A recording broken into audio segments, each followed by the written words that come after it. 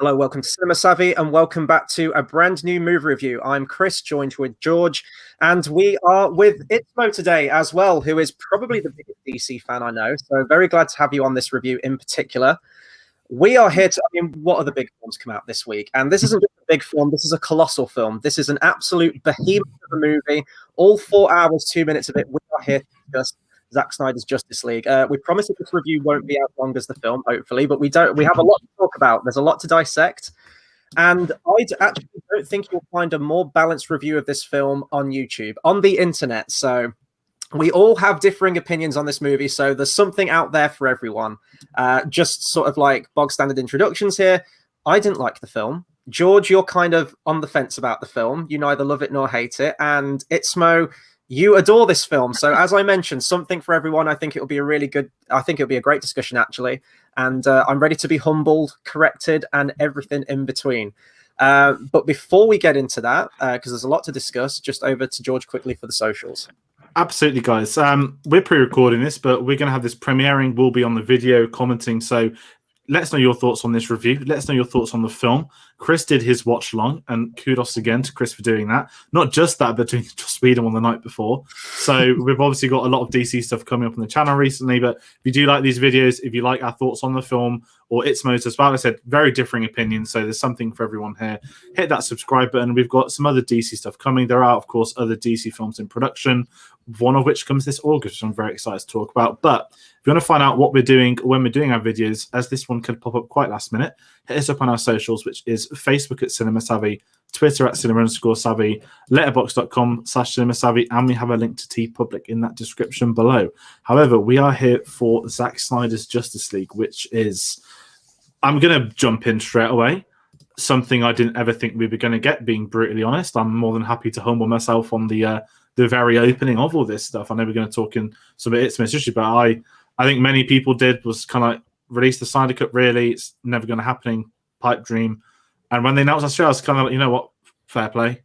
Because I did not think this would ever happen. I think that's a really big introductory point too, and more so to do with Warner Brothers than actually them allowing it to be shown. I think that was my biggest hurdle for it. Absolutely. Yeah, I was kind of in a similar boat with that as well. I didn't think there was some kind of like hidden vault deep in like Warner Brothers headquarters where, you know, they have to turn the crank, open the door, and there's like a magical film reel in there that's ZACK SNYDER'S Justice League. But here we are, 2021, we finally get it.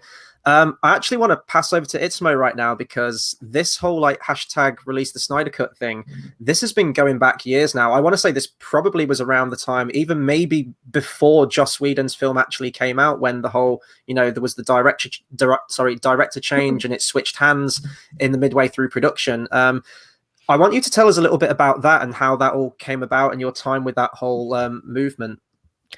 Yeah, so for anyone watching, if you didn't like the movie, well, you can blame me, because I am one of the people that kind of supported the release since the beginning. So obviously I knew about the, change of directors and then the change of composer. I was like, okay, kind of suspicious when that happened. And then once the movie came out, I was at the premiere. I got to meet Henry Cavill. It was awesome.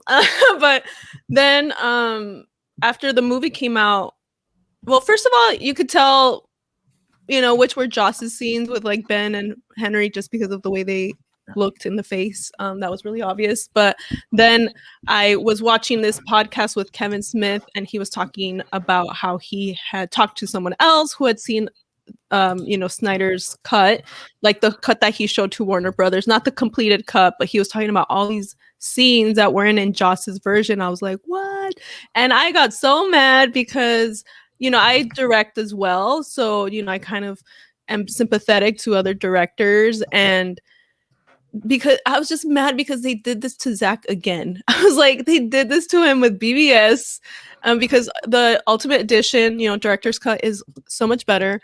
And I was like, really? They did this again? And I was really upset, and I wanted to do something about it.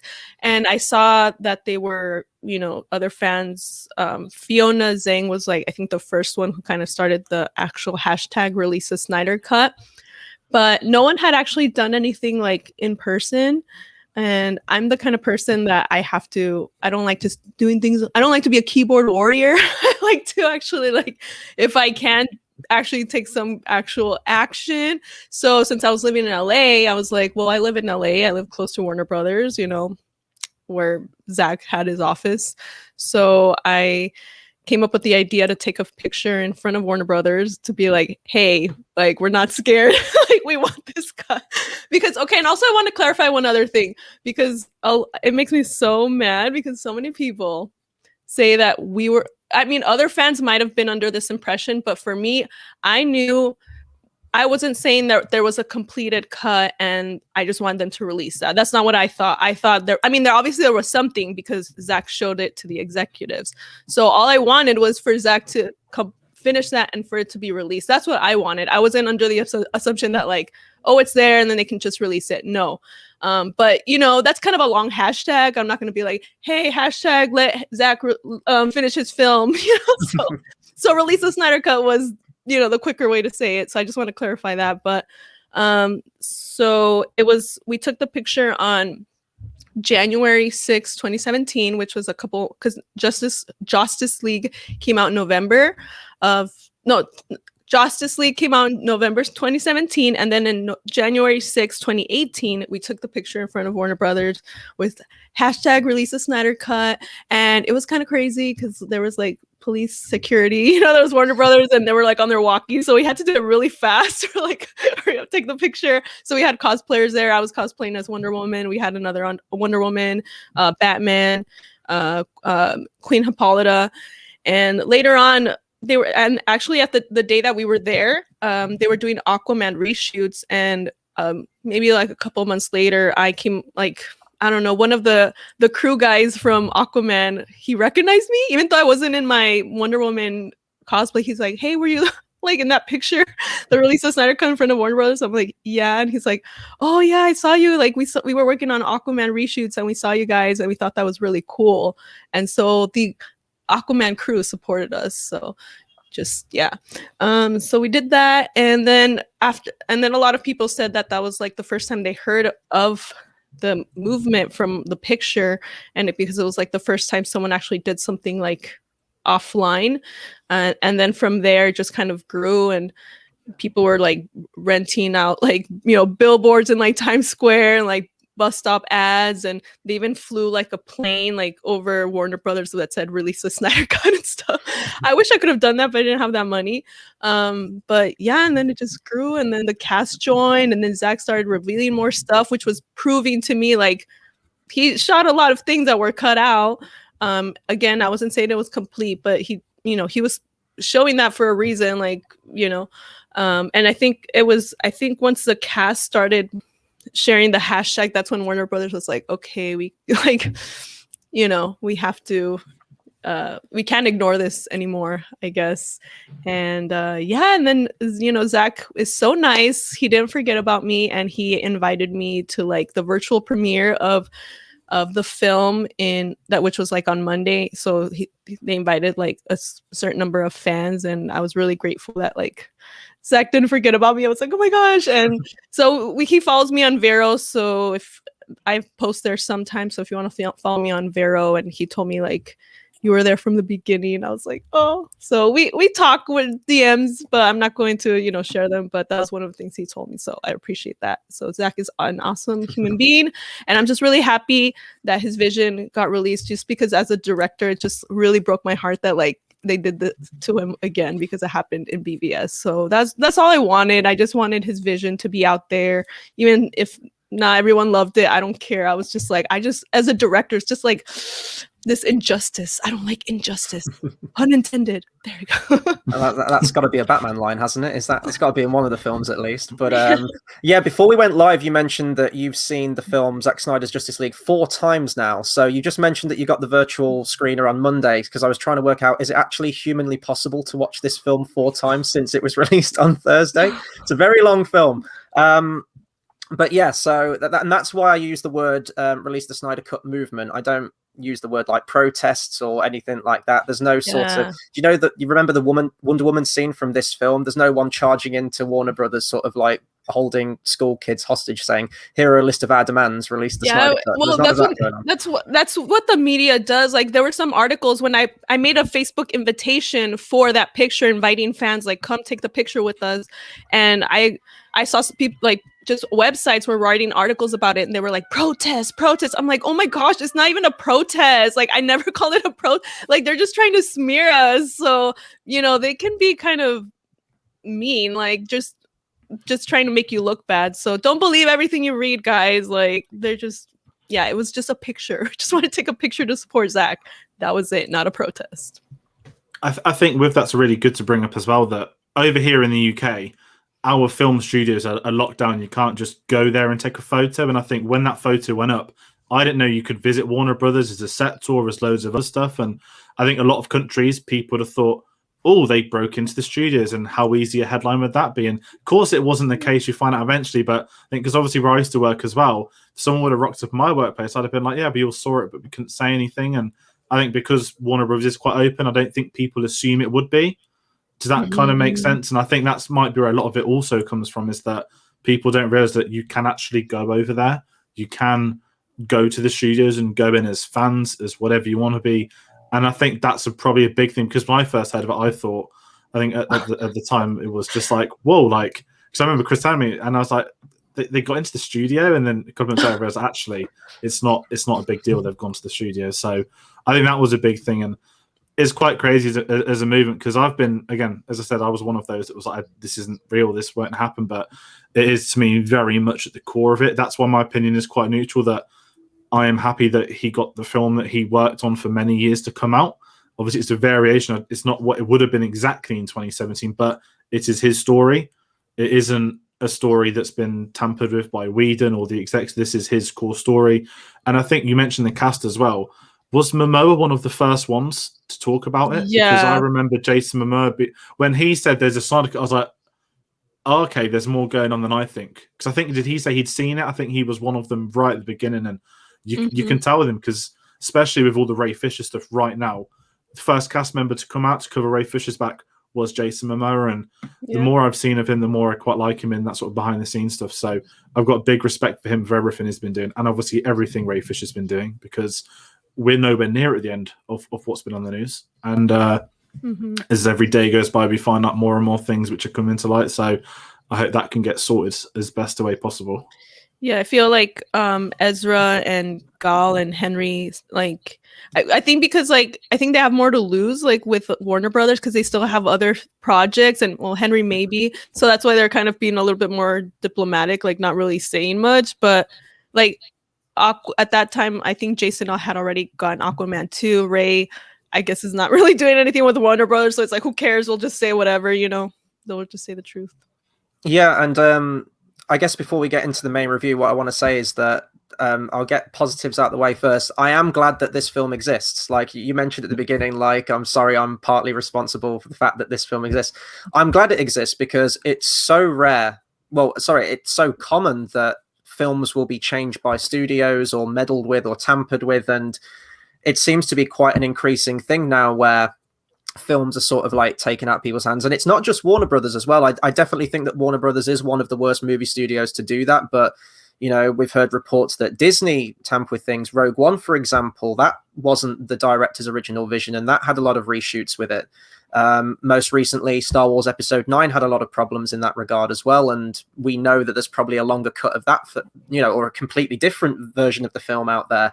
And not just those, but probably a bunch of others as well. So I'm glad that this exists, because it is very rare that a director is given that opportunity again to craft the film that they wanted to make, to tell that story that they wanted to make, and get it out there for the world to see in a completed format. So, and I think that more directors need to have that shot as well, because ultimately, if the film's good or bad, it was their film. That was the thing that they wanted to get out there and the story they wanted to tell. So I am happy that we finally got to see it, because otherwise it would have always been that, or what could have been, or whispers and rumors of what scenes were shot. So it's nice to finally get to see them all in a complete package. And also, like, I think Zach can, like, move on to do, because I know a lot of Snyder fans want him to do, like, I mean, I wouldn't mind a Justice League 2, but I just feel like he kind of wants to do other types of projects. Yeah. So yeah. It's me and Chris spoke recently. We were sort of talking about, we won't include you in this, but some fans are very much DC only. Don't mention some of his other films and that. And we were talking, saying Army of the Dead's out in literally May, and not many people are speaking about it. I'm excited to see it. I'm excited too. Yeah, I even told Zach, I was like, when I told, I messaged him about how like happy I was about everything. I was like, I can't wait for Army of the Dead. I told him that. So I am like looking forward to his other stuff. I love 300. That's how I got to know Zach is 300. I was like, oh my gosh, like this is awesome. So yeah. And that's the thing, like Batista's in, and it comes out in May. It's like, I get people want Justice League, and there's a reason, but if you didn't know it was coming out in May, you wouldn't know because people haven't really spoken about it, Barzak. And what I think that is also another thing, that now this film is out, he's been very clear saying, yes, there was other stuff planned, but I'm finished not just with DC. I think he said comic book films this week, so we're not going to have a James Gunn situation where Marvel go and offer him money and stuff like that. So I'm happy for him to do other stuff, because when I think you've got a director, I think the Russo brothers are kind of similar. When you've been attached to a franchise for sort of 8-9 years, probably even longer than that now for Snyder, what Man of Steel pre-production, I bet was nearer 2010. Around that time, maybe he was hired. And this is 10 plus years doing DC films, and he will want to move on. And I'm excited to see what else he can do, because it's very easy to get locked down to a certain franchise. But now you have had the cut come out. It is that, it has come to the forefront. We've all been able to see it. He's been able to share it. And I think obviously the main concept is the fans, that he is excited to share it with the fans. He could have always watched his own version of it, and he probably was showing it to his friends and stuff. But that's the difference. And now he can move on in a really polite way. And I'm excited to see what else he is, because I really like him as director. Now, I've got differing thoughts on this and BVS at sometimes, but I've enjoyed a lot of his films, and I think there's a lot more to him. And it's the same for main directors. I love my comic book films, but there's a lot more to cinema than comic book films. And I think sooner companies move on and realize the better. And I'm excited to see that, because it's a zombie heist film, and the Snyder Cut is in it. It's in the vault on the corner on the poster, I think. Okay, I'll give a little like, okay, so this is so bummed. Okay, so my life, I tell people, like, if I wrote a book about my life, it would be called Bad Timing, because that's literally like the theme of my life. So because Zach is awesome, he kind of wanted to give me a little role in the movie in Army of the Dead. But then I ended up moving, so I wasn't able to do it, and I was really bummed. But I could have had a little thing, just even a little cameo, just one shot. It would have just been cool. But hopefully one day it'll happen. But yeah, with this film, I do see it, and I agree with you guys as well. It feels like very much closure for Zack Snyder, sort of, close the book on his take on DC now. And DC have plenty of other projects coming out. They've got the standalone Matt Reeves Batman trilogy. They've got Black Adam, Shazam 2. Yeah, they're not stopping anytime soon. Suicide Squad. They've got plenty of projects, and it can continue on. But I think that a lot of the vocal fan base now, who are the people that we mentioned, that won't care that he's got Army of the Dead coming out, and they've sort of got tunnel vision for Justice League. Like with those fans, it's kind of like the Lord of the Rings meme, like, where was Gondor? It's like, where were you during 300? Where were you during Watchmen, or that Owl movie that he made that no one talks about? Were you fans of him then, or have you just sort of come on board around the kind of Man of Steel, Batman versus Superman days and stuck around for that? I think this film now might give people a taste. Now they've seen where it was going to lead to, and threads that could have been potentially leading into a solo Batman film, or a Justice League 2, or even a trilogy now, which I think has been rumored recently. I think now they've got the taste for it. Now they've seen this, they will continue to hound Zack Snyder and Warner Brothers to let's get a Justice League 2 going. I don't I know that's probably gonna happen, but I'm not one of those fans. Like I'm like Zach should just do what makes him happy. And also just I don't like when people like push for so many sequels or things like that, because I feel like I would rather have something end on a good note than have the person burn out. Even though not everyone might like this movie, but this is like a good note to end on, I think, for Zach. And I think if you I don't know.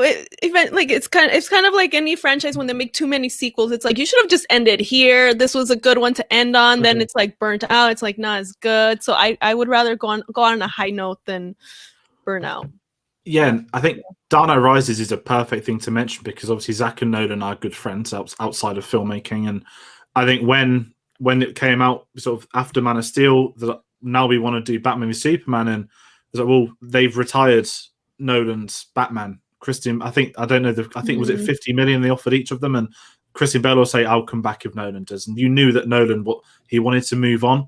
There's a reason he had closure on the trilogy, and I've got mad respect for Nolan for doing that still, because it would have been so easy for him to do one. Even as Marvel's been pretty tight with, except Thor. I think every character's had a trilogy, and no one's had a fourth film yet. Granted, they've appeared in like 5 other films after, but the closure's a big thing, and you don't want it to get stale. You don't want to have them making films they don't want to make anymore. And I'm not using Transformers as a comparison piece, but it's like when Michael Bay came back for the 4th and 5th one, you're like, really? Like, could have just gone after the 3rd one and let that be a trilogy. I know not many people like them as much as I do, but it is very much, it's easy, and it's probably easy for directors to get drawn into, we're planning a bigger picture, keep coming back, and suddenly like one film turns into like 10 years worth of work on 3, and I think there's probably a time for everyone to want to throw in. I think right now it's really good for him. Yeah, absolutely. Even if he just takes a break, if they do ask him back and he comes back, I think he wants to just make some smaller scale movies first and just let him do that, because God knows how long this has been in development hell for. I think he's sort of like glad to finally have it out there and he can do other things now. But before we get into the review, I do need to correct myself on probably a lot of things. So I did my live watch along on this film. Now, I kind of only half watched the film because a lot of the time was replying to comments and talking, and I wasn't focused on a lot of it. So I probably made a lot of mistakes during that live stream of things that I was saying that things were left out, things were inconsistent when they probably weren't. I have watched the film a second time now to prepare myself for this review, but I know that I'm about to be humbled right now. So, Itzmoe, I believe you prepared a list of everything I probably got wrong. Not very long. So have at me. Well, I mean, this one I already told you, but just for the other ones who didn't, who are hearing me for the first time, about the 2 coffins, that there was 2 coffins in BVS. There was the black one that was kind of like for show for the state funeral, and then the Smallville funeral, which was the wooden coffins. So because I feel like no one was correcting you in the comments, and I was like, there's 2. Yeah. So there was I'm only 2. partially to blame for that one. I'm going to blame the viewers as well for and that he too. was in the suit with his dad's picture, so that's still okay. And as far as I know, and then just from like what I've gathered from what Zach has said, Martian Manhunter was not Martha the whole time. So Martha was Martha, I think. Okay. Yeah. Thank God. He was more the commander sergeant. General Swanwick, wasn't it? Swanwick, yeah, Swanwick. Yeah, him. And then this was a big one. Okay. This one's not part of the movie, but it's just like a little tidbit. So in case anyone doesn't know, Zach has never seen Whedon's version of the movie. So he doesn't really know, just from what people have told him, he doesn't really know what Whedon added. And Christopher Nolan and Debbie Snyder, Zach's wife, both told Zach to not watch it after they saw it. So there was a reason. Okay. So even Christopher Nolan and Debbie Snyder were like, no. I would have paid anything in the world. Okay, so just know that. I would have loved to have been in that screening with those 2. Could you imagine them watching that film? Like they're probably like this the whole time, like, oh my god, just wanting to die. Yeah. And this is more just like I've seen other people say this in general, and it drives me insane. Okay, there are no Joss Whedon scenes in Zach's cut, like. None. First of all, like I said, Zach has never seen Joss Whedon's cut, so why would he use Joss's scenes? No. So any scenes that are in both movies were Zach's. Okay, so if it was in both movies, it's a Zach scene. Zach did not use anything from Joss. Also, the only he did not shoot a bunch of new scenes for this. I mean, obviously he had to finish probably like VFX and other stuff, but the only new scene he shot for Justice League, this new version, was the nightmare with Joker, Batman, and the other cast members. And they actually shot, it was kind of cool the way they shot it because of COVID. They shot this during COVID, obviously. So Joker was shot separately, so like he wasn't even with Ben. Ben was shot separately. I think it was just Ben, Amber, and Ray and Joe Manganiello were the only ones when they were shooting their scenes. And then Ezra was shot in London because he was working on Fantastic Beasts, and Zach was directing him through Zoom. So like they kind of hooked it up. He talked to the people at WB there. They're like, this is what I need. This is how, whatever. And so Zach was directing him from the US while Ezra was in London. So that was pretty cool. But that was the only new scene that was shot. So he didn't shoot like a bunch of new stuff. It was just more like finishing everything else and then just shooting that one. So I just want to clarify that. No Joss scenes and only one new scene. Okay. That's it. So it was just the coffins and Martha that I messed up on. I'll take 2 things. That's fine. I thought I was expecting like 10 or 20 things that I'd messed up on. That's all good. I guess moving onwards then. So can I really quickly bring up Nolan? Sorry. Yeah. Go on. The highlight of the last few months was when that article came out when Zack Snyder says, yeah, Deborah and Christopher watched it and they just came up to me and said, do not watch it.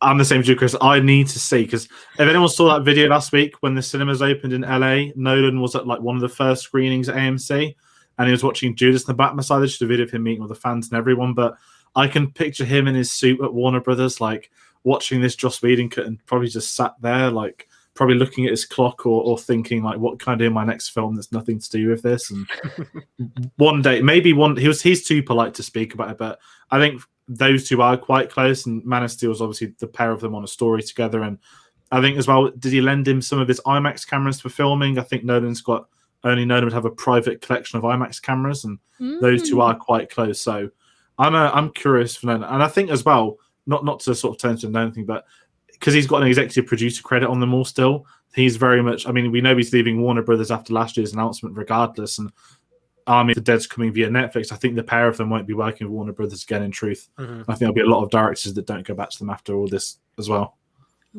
Yeah, it was a big set too, wasn't it, with the whole streaming things. We knew it would come back to bite them. I think they've since backpedaled on that now, but the damage is already done, isn't it, after the announcements and everything. I saw Christopher Nolan at WB walking by me. I was like, oh my God, that's Christopher Nolan. But I mean, I said that in my head. I didn't point that out like because he would hear me. He was not that far from me. But I'm such a I guess because like, I don't know. I thought most people knew directors, but I guess a lot of people don't know like actual directors' names and what they look like, because people are like, who's that? I'm like, that's Christopher Nolan. They're like, I don't know who that is. I'm like, oh my gosh. And then I saw Patty Jenkins too at WB. And I was like, oh my God, there's Patty Jenkins. They're like, who's that? I'm like, oh my God. Okay. Am I the only one who knows directors? So yeah. Kind of funny. God, me and you, George, we'd have pointed and like said, "Oh my God, that's Christopher Nolan." We'd have been in that category. I saw Zack Snyder at WB too. I saw Zack Snyder twice, so it's kind of cool when you work there. You just see directors walking around. So God, the best thing is when we go to red carpets and like there'll be like autograph dealers like, who's that person? They're like, that's like the lead actor. And they don't know who they are. They just get their autograph and scream them. But that is the thing, because when I was at Pinewoods, the biggest who I had was Matt Smith came in into the canteen when I was on my lunch break. However, very different conversation, Star Wars orientated.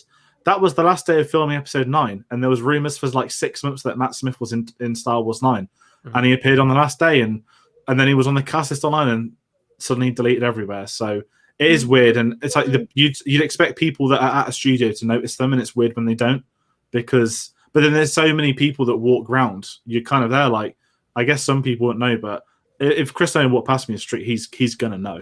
We'll meet. We've met before, and I'll be like, "Remember me?" Of course he won't, but we'll have another chat.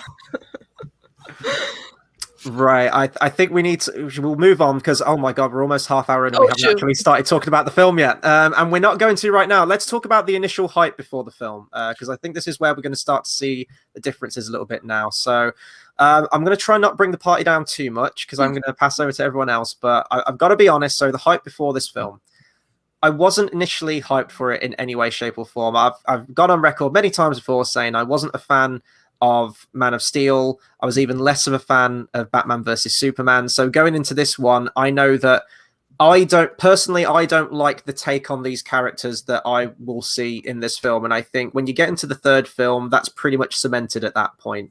you know what your opinions are going to be on this universe's take on Superman, on Batman, on all the core characters. I did like Wonder Woman standalone film, though. I do want to say that. But I was more morbidly curious about this cut just from like an editing standpoint. I like seeing alternate cuts of things, whether it's an extended cut, director's cut, ultimate cut, the always as it was supposed to be intended cut. I always love those things, and I like comparing them to the original version to see what was carried over, if anything, what was changed, what was shuffled around, and ultimately how you can have that change of perception. Ultimately, with the same film with a few added scenes into it, does it fundamentally change the audience's opinion on the film? So I was looking forward to seeing this cut just as a frame of comparison to the other one, to see which one was better. And I guess sort of like initial opinions, although I don't like this film as a film, I have cemented that it is way better than Joss Whedon's cut of the film, fundamentally because it's going to be because there's more movie in there. There's double the amount of film in there. So I think ultimately for me, it's the same story and it still impacts me and hits me the same way as that Joss Whedon cut did, but it feels more cohesive within that story. I guess that's sort of like my initial hype and initial take on the film. So what about you, George? I mean, everyone knows in the channel I love Man of Steel. I absolutely adore that film. I'm someone that doesn't like the character of Superman. I've always found him very boring. And I know I've not seen the original films. Does that make me a hypocrite? Even when I used to read comics like New 52, I still didn't like him. So when Man of Steel came out, I was like, I'm in. Like, I'm really down with this. I love that first trailer. And I really enjoyed the film. I didn't mind the Superman neckbreak stuff and all that. And Batman vs Superman was a weird one because I remember being there at midnight and I just had a very neutral opinion on it. That I was like, I don't know if I like this film or if I dislike this film. Like there were some bits I adored in it, and there were some bits I didn't like in it. So I didn't go back and rewatch that. I did watch the Ultimate Cut when that was released, and I think it was kind of similar to this. Jumping in it was way more fluent. Some things made more sense because the extra 30 minutes actually like told you what the story is. And that sounds stupid, but that shows how stupid Warner Brothers are. That story arcs didn't work because they hadn't allowed it to have the opening of it and the ending of it. And there's a lot to be said about Warner Brothers over the last few years. And I remember thinking that was fine. And then obviously Justice League came out. I did see it eventually. I hated it. It's worth bringing up. Not a fan. I think I sent Chris a video the first ever time I watched it when I was like, everyone had told me about Henry Cavill's chin, but nothing braced me for how that would really look. And then when this one came out, when it got announced, I was kind of in that same opinion that I don't know how I feel about it, but I'm happy he's getting his film out. And this happened with Mandalorian season 2 the last week, as it's genuinely got nearer to it, because I wasn't a massive fan of the trailers. I just thought they were fine. Mm-hmm. And as the week comes, it's kind of, I wouldn't say I was hyped at all, but I went from saying I might watch it in the future to I need to see it on release day. I think that's when I know that I'm sold on seeing it, because it's 4 hours. It's midweek is a lot of time to hide away. Granted, for people in the UK, if you're watching it on Sky, it's 3 hours 52 minutes. They haven't shortened the film. It's just playing at a different frame rate for some reason. So it's the same film, but 8 minutes shorter. Everyone was confused. But initial opinions, I thought I'm kind of neutral still, that there are things I like in it and there are things I don't like too much. But overall, it's a far better. I mean, this is a film. I still don't know what the Joss Whedon film really is in absolute truth, but it made a lot more sense. I enjoyed characters more. We got to learn more about characters. And I think as that day gone on, I didn't see the trailer from last week. I know they did a third one, but I'm one of those people that I don't like new trailers being released 3 days before I'm going to watch it. Yeah. So I didn't. Apparently, it was the best trailer. A couple of people said that to me. But I mean, just really sort of summing my overall thought. You know, you've gone from opening scene of Henry Cavill's face with CGI to, you know, obviously getting, yes, a slow-mo long scene, but it was actually Henry Cavill's real face. So yes, that kind of sets you up for what's about to come, really. But yeah, it was, I was fine with it. It was just a lot of time and I wanted to watch it in one sitting. That was the main thing. I don't like splitting up films. I don't like coming back to them. So I had to really G myself up to hit play, even when the timer said 3 hours, 52 minutes. All right. So I just want to say I do agree with you about Superman, because I was growing up, I was Batman all the way. I was like, Superman, whatever. I didn't really care about Superman. But then I watched Man of Steel, and I love Superman after that. I was like, and that's one of the reasons I made like a whole video like thank you Zack Snyder, because he made me love Superman. He made me love Wonder Woman. Even though she only had a small part in BVS, but like I mean with that entrance, I was like, oh my god, Wonder Woman is amazing. So I do thank Zack for making me love those characters, because now I really love like the entire trilogy instead of just like only really Batman. I still love Batman, and obviously because I wanted the cut, obviously I was hyped for it. But I didn't watch any of the trailers because I'm the kind of person I like going into a movie not really knowing anything about it. Like if I know I'm gonna watch it, I don't need to see the trailers. Like I'm already convinced. I'm already going. I don't need to see trailers to be more convinced. And I just don't like seeing a lot of. I feel like trailers now show too much, and I'd rather just see it in the movie theater for the first time. So I don't think I think maybe I watched one trailer, like the first one, and that was it. I didn't watch anything else. So I think maybe that's one reason I like the movie more, is because I didn't really see all these things in the trailer. But yeah, I was obviously very hyped for it. I think one thing that put me off from like the film from like a visual standpoint was I want to talk about the aspect ratio real quick before we like dive into the main movie, because I think it is worth mentioning. It's not every day that you get a film that's in 4:3, so I think it is worth mentioning definitely. When the trailers first came out for this thing, and I'm talking like the first Justice League trailer, which would have been like, I don't know, like 2016 or whenever that trailer would have come out, which would have still been Zack Snyder's footage in there, when it was still the night sky at the end and not the horrific red filter sky that we got in Joss Whedon's cut. We know that a widescreen version of this film is out there. Now, I've seen a lot of people defending the 4:3 for this thing.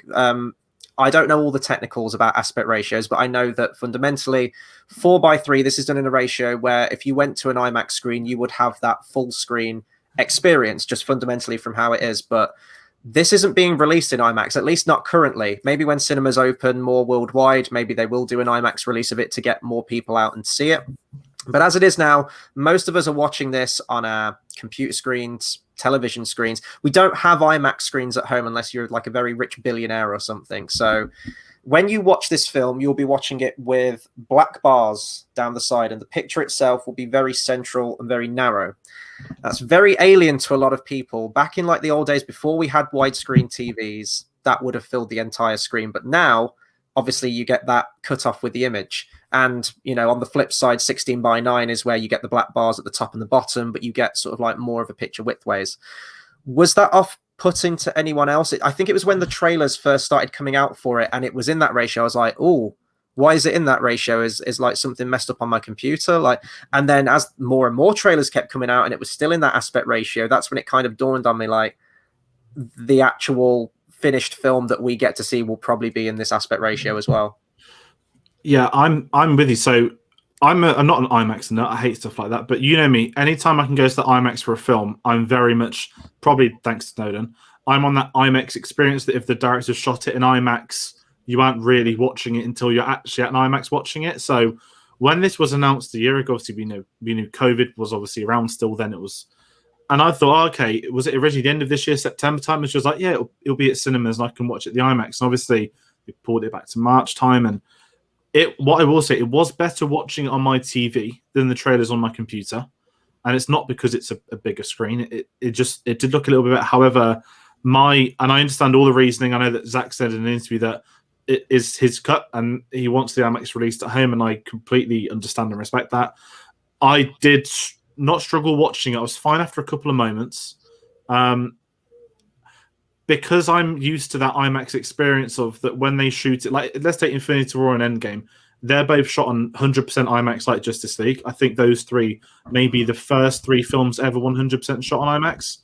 And when you're watching it, say you're watching it at a normal cinema, they still had, it wasn't 4:3, it was 185 one, I think, whatever they want to call it. But I struggled at home ever so slightly just because I know that the format is there.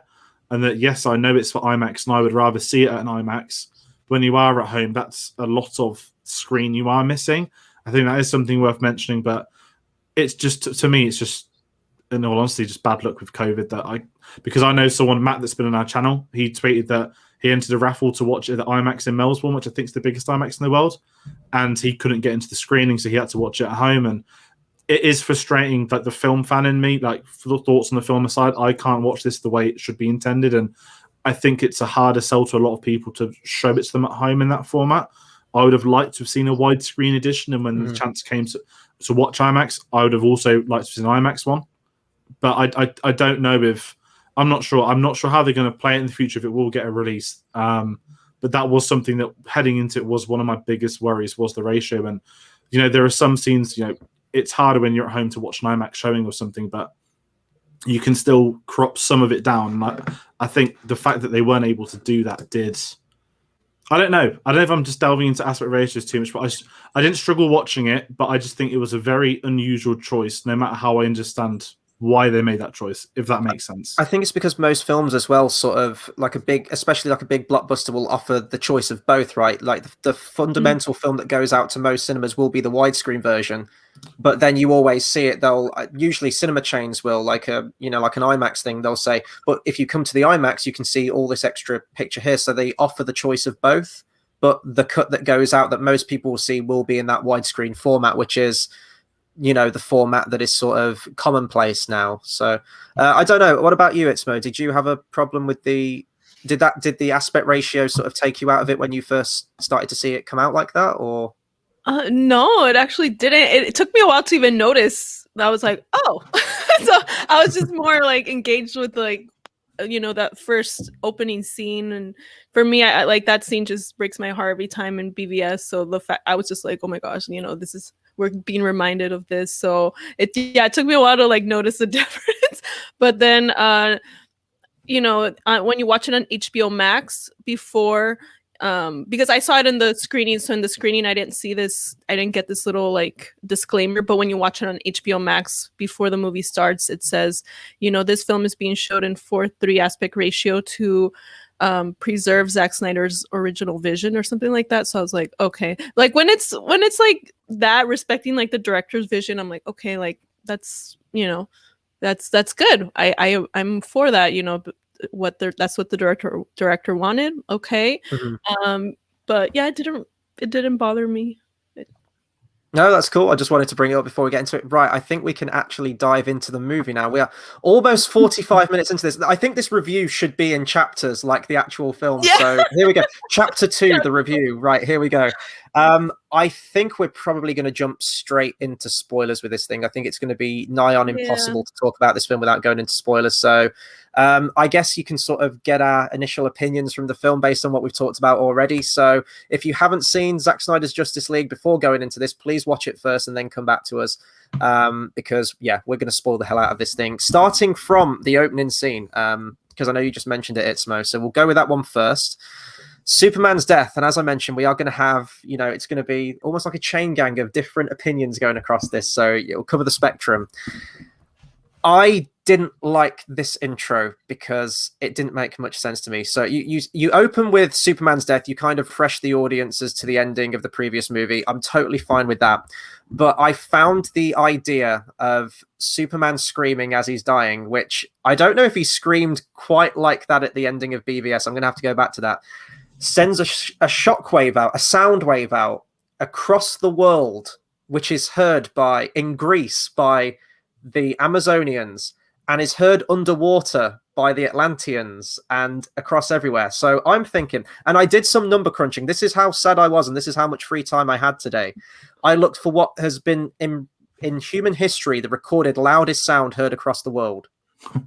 And it was Mount Vesuvius, I think it was, that erupted. It was heard 3,000 miles away. I worked out miles how far Manhattan is from Greece and to Iceland or to Norway. All you've got to break it down to is if something is that loud that it's heard that far across the world, what kind of damage is that doing to Gotham City, to Metropolis that's right next to it? You see videos where like a bomb goes off and then it goes quiet for a few seconds and then you get that sound wave and buildings are smashing and things are falling down. I thought it was kind of a ridiculous way. I get why he did it, because he wanted some kind of inciting incident that connected everyone so we can get acquainted with everyone, because this is the third movie, but we need to set up Cyborg and we need to set up where's Wonder Woman and the Amazonians and the Atlanteans and everything that's going on. So he picked one inciting event to connect those all and to sort of acquaint us where all these different civilizations are and kingdoms that are going to be coming into the fold. I get why he did it. I don't know. I nitpick things like that. I have problems with stuff like that. So I actually, and I'm going to sort of like flip-flop between comparisons to Joss Whedon's cut. I'm very sorry to bring that up again, but I actually preferred Joss Whedon's intro to the film, which was that montage. It was like that music video montage. It was done very much the cell phone video, right? That was the first. No, shot. no, not the cell. Like, not the Spider-Man Homecoming. No, not that intro, but the actual sort of the main intro where you have the cast coming up on the screen. It was done very much like a music video. If you hadn't have told me that Joss Whedon had directed that, I'd have just taken that as a Zack Snyder intro. It was very much done in the same style as BVS, like the Batman Bruce Wayne's parents flashback. So yeah, that's my very long-winded opinion on the intro, on the first scene of this film, which goes on for about 5 minutes, mind you, but the first scene. What would you want to go? Do you want to go first? Sorry. I just want to say something that Zach said in a chat. He was doing another screening, and he wanted to clarify that like the events in like Justice League that took place pretty much just like a month after Superman died. So Lois, I understandably still mourning. Okay, you're not gonna get over the love of your life dying that quickly. Just saying. So it wasn't that long. It was only a month. But that's so I liked it because it connected I feel like for people that aren't big fans and maybe had forgotten what happened in BVS, I thought it was good for them to have that in there. And I don't know, I thought it was kind of cool that his death was kind of like one of the it was like an inciting thing that kind of connected everyone, and it kind of activated the mother boxes. So I thought it was cool. I'm in a weird one of this because I didn't clock until probably about an hour ago then that his death. I knew it opened the mother boxes, but I didn't know that it was meant to be heard as a scream. I thought it was like a metaphorical thing. So I'm going to take Chris's word for that. I'm sorry. The opening scene. I'm sorry. I'm still traumatized over the Joss Whedon face chin. I can't even remember what that montage is you're telling me. It was a late Friday night about 3 years ago. I saw that film, and I will find that footage of me sending you that opening scene when I was watching it. But I didn't mind it. I know it was in the trailer, but because I haven't seen BVS since since the Ultimate Cut was released, I was like, I kind of do need to catch up because I didn't get to watch it. So I didn't mind the opening scene, sort of revisiting it ever so slightly. But I will say the weird scream thing was a smart way to bring in the new characters. That the fact it was heard elsewhere meant here's a first look at Atlantis. Is it? Yeah. Sorry, I've not seen Aquaman, so no one correct me if I'm wrong for anything on Aquaman, please, because I don't know. And I like that concept, and then the whole like mother box stuff. I understand that did wake them up eventually, and we're going to say mother boxes a lot. It's worth mentioning that now. But I didn't mind the opening scene, but I think the whole Superman being dead premise was still a very weird thing for me from BVS. So because we all knew they were doing Justice League, we knew they'd have to bring him back to life, and obviously we'll get to that scene later on. And it was the right thing to do, I think, to have this film have that moment and use his death to set up Justice League. But it was a very weird thing. It did take. I will say this. I know that as an author, Zack Snyder does love his slow-mo, and I will say sometimes there is too much slow-mo, and I'd like the opening scene, but I did feel that was a lot of slow-mo. But it set the tone for me. So opening scenes need to set up what's going to come in the film. Yeah, and I got that, so I'm fine with it because it didn't alienate it from me when it carried on. It was like, okay, we've already had it, and I know it's going to stick. So I didn't mind it. I really like Henry Cavill's Superman. So just seeing him with his real life chin is something. Imagine thinking 4 years ago you'd be crying out for a film, not just because it's Reese, but you'd actually want to see his face properly. Yeah. Sorry. No, it's fine. I've finished my point. Sorry.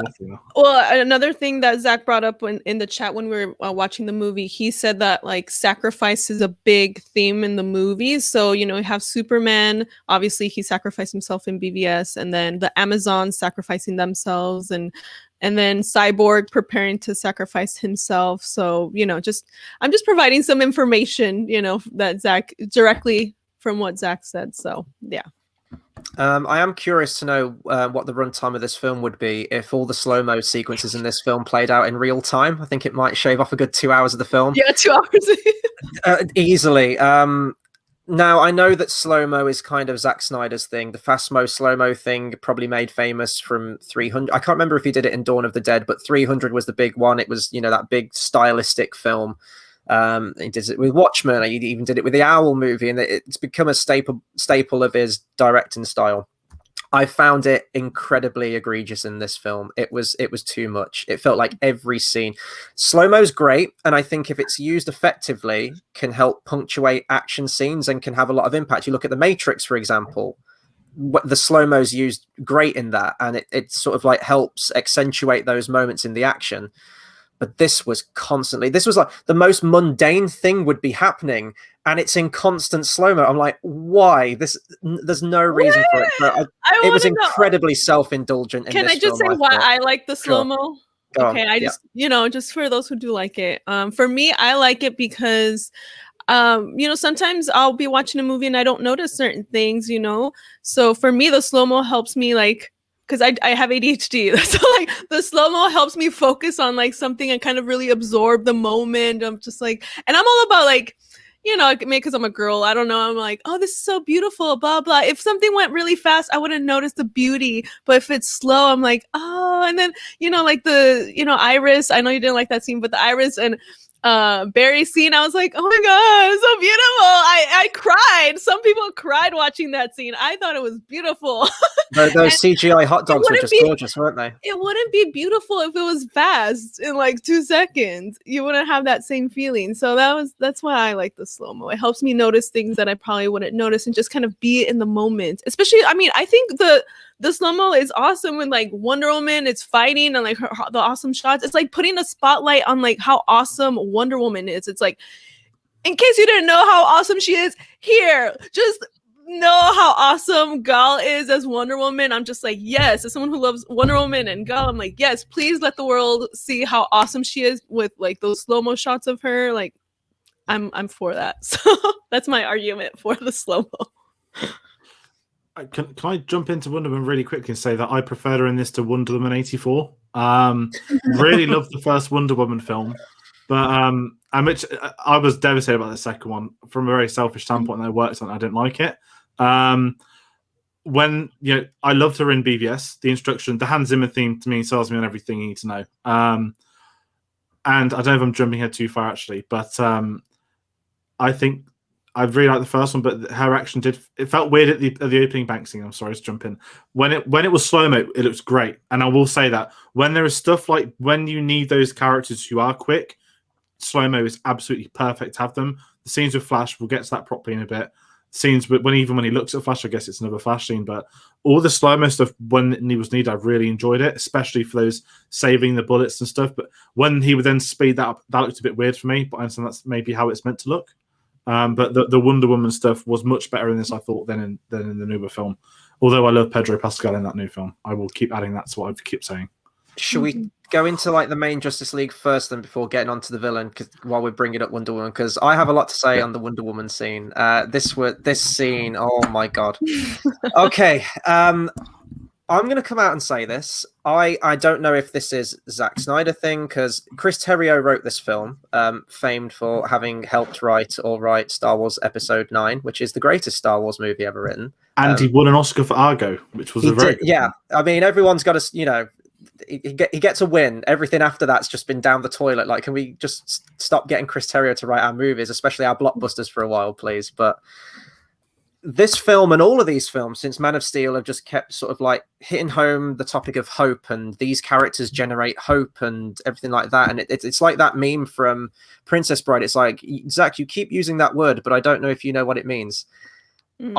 This whole film for me, especially, most of them have, but actually all of them, but especially this one, I feel like this film has a relatability problem. It feels so unhuman, so disconnected emotionally from everything. It's like all of these characters, my main Justice League, they're all sort of brooding and miserable, dour, and you want that sense of joy, like any sense of joy from this film, and you don't get it for 4 hours. It's like when there's that whole like lineup of them at the end, that I should feel something. And it's not because I'm not a DC fan. I always keep saying Batman's my favorite character in fictional history. I actually will go against the grain. I love the character of Superman. I know you two, your introduction where you enjoyed him was Man of Steel. For me, it was the Reeves film, and I was always exactly the same as you as well. Growing up, it was always Batman for me and Spider-Man. They were my favorite two superheroes of all time.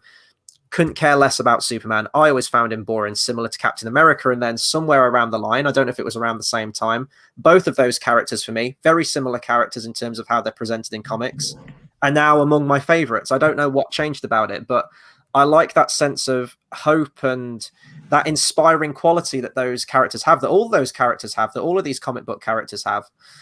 And I don't get an ounce of that in any of these films, especially this film.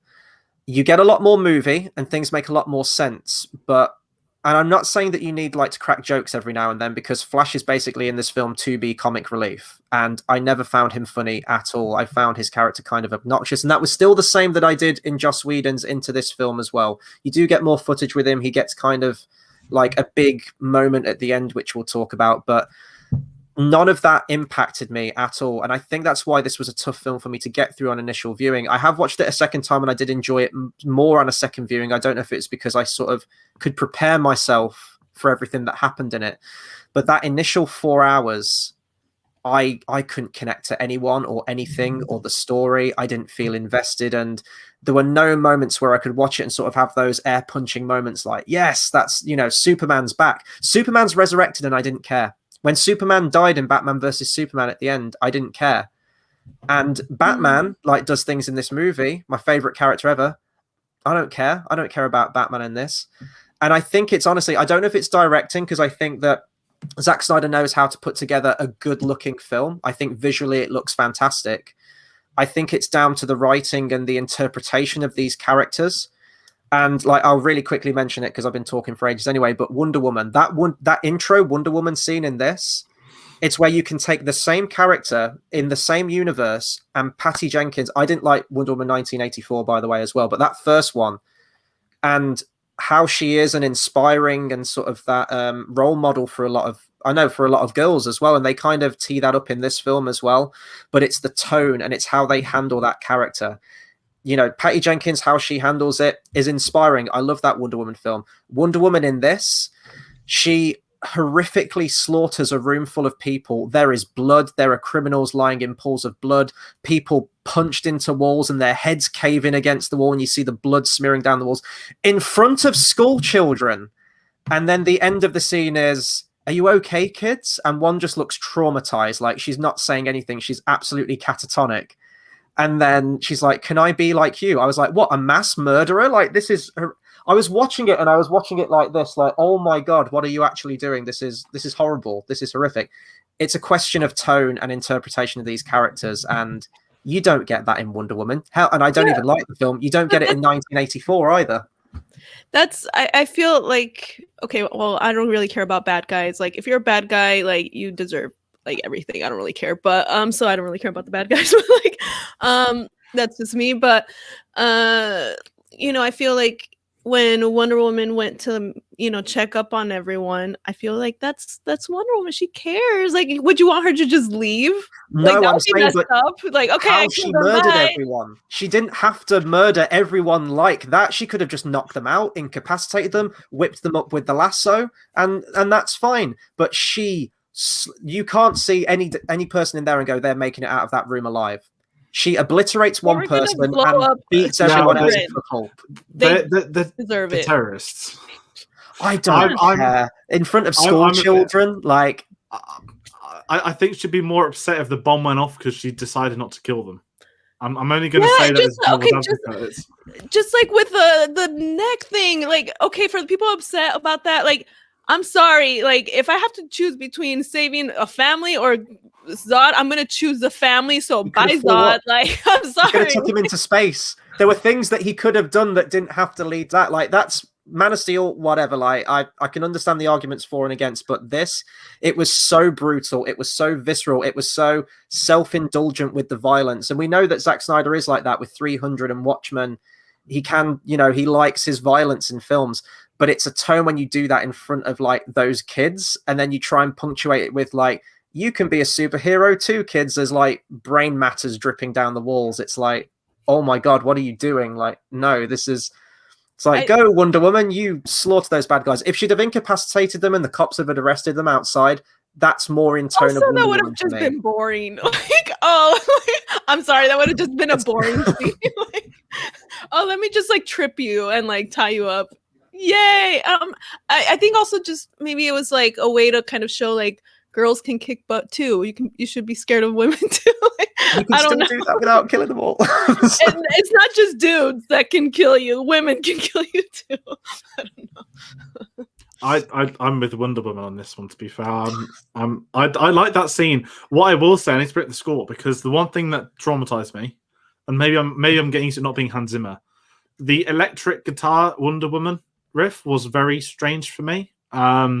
It's still a great theme, but it was like, please don't kick, so I'll play the original Hans Zimmer version. It was an electric cello, I think, wasn't it? Was that in the original? Yeah. Because when I was at one of his concerts, one of the highlights of, you know, Chris, you know me, we've been to one together, but I've seen him 4 times, and on the 4th one was post Wonder Woman, and he normally plays the same set list, but that was the first time I played Wonder Woman, and I was buzzing because I think it had been out about 2-3 months. No, it'd been out just over a year, but he hadn't played it, and I was really excited, and I really like that theme. And then I know that in this, there's this kind of, I don't know how to describe it. There's like a newer theme, and it's like a mystical sort of vocal. It's like an ethereal, like Gladiator, isn't it? Like a female vocal thing that keeps playing all the time. I'm not. I had to get used to it, but I enjoyed that action scene. I'm not going to lie. I'm completely against you on this, I'm afraid. But to bring these characters back into it, because what it does, it kind of reminded me of the first Avengers film, that you've got these 6 individual characters who need to come together, and because this is the first time they're going to need to do it, we need to visit them separately and get a part of their background. And I like the fact that they brought some of them in at specific times, but when you've already established Batman and Wonder Woman, you need to sort of get them in pretty quick. And I like seeing her there. I like the fact she's chilling in the art factory. Is it like a gallery where she's like painting a sculpture? Again, that was something, you know, I mentioned earlier that I keep forgetting what's in, not even the Whedon or Snyder cut. I keep Wonder Woman. I keep thinking what was in the trailer for Wonder Woman 84, because I just don't have any process of what's come out recently. And I thought the painting a statue thing was from the last film, but clearly I missed that as well. But it was nice to see it, and I don't mind that sort of stuff. But then I'm in that terrain of when it was BVS, I disagree with Batman murdering everyone, but the warehouse scene was stunning, and his violence in that was the same as Wonder Woman. That's why I've got no issue with this, because the stakes at the time, I've got no issue with her killing people. Yeah, I'm sorry. Yeah. I kind of feel like, hey, if you're about to kill someone, you forfeit your right to, like, I can defend myself. I can defend, like, children. Like, I'm sorry. Like, if you're gonna hurt children, like, I mean, humans in general, but especially children or animals, I'm sorry. I'm not gonna, no mercy on you. Like, I think Wonder Woman's probably done much more lasting trauma to those kids than the actual terrorists would have done. And also, this is the thing with me with this film. So this film's chock full at 4 hours, 2 minutes, right? The story of this film is inherently Steppenwolf is looking for these 3 mother boxes to connect them all so that he can bring forth Darkseid, who's going to take over the world and enslave it, and he's going to rule the universe, essentially. That's your plot. There are so many scenes in this film which I guess, you know, for the DC fan or whoever, it's nice to see them, but do they actually factor into the plot? Number one, that Wonder Woman scene, it might be a fine scene in isolation, but did that actually have any relevance to the plot? Were those terrorists working for Darkseid? Did anything filter into the plot? No. So it's kind of a pointless scene in the grand scheme of things in the story. Okay, I just want to give you a little something from Zach, okay, about this scene. Because I want you to know what he actually said instead of just like what I think. So first of all, he said, you know, with the bank robbing scene, he said that like that was basically they were kind of showing what the world was like without Superman, and that Wonder Woman was kind of taking up some of the slack from Superman. So I think that's why, you know, that was in there. But okay.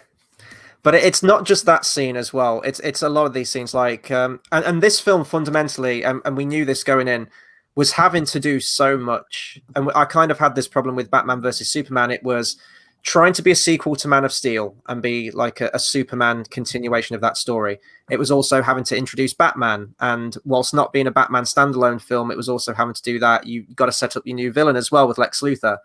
Then you bring Doomsday into it, and you do the death of Superman, and you're also doing Batman versus Superman, and it's like it's like bursting at the seams. It's like there's almost like 3 or 4 different movies worth of story that you've crushed into this one film.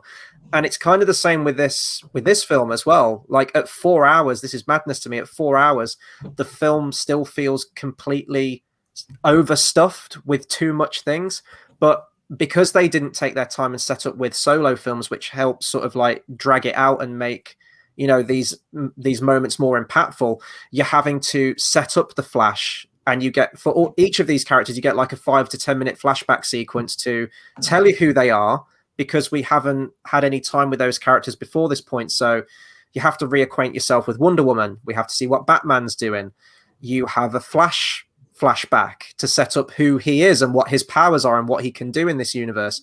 You do the same with Cyborg. You have to do the same with Aquaman. So it's having to be a setup for all these characters, also having to set up this villain, Steppenwolf and Darkseid. You're also having to set up the mother boxes because they haven't really been mentioned before this point, and we need to know what they are and what they can do and why the villain wants to go after them.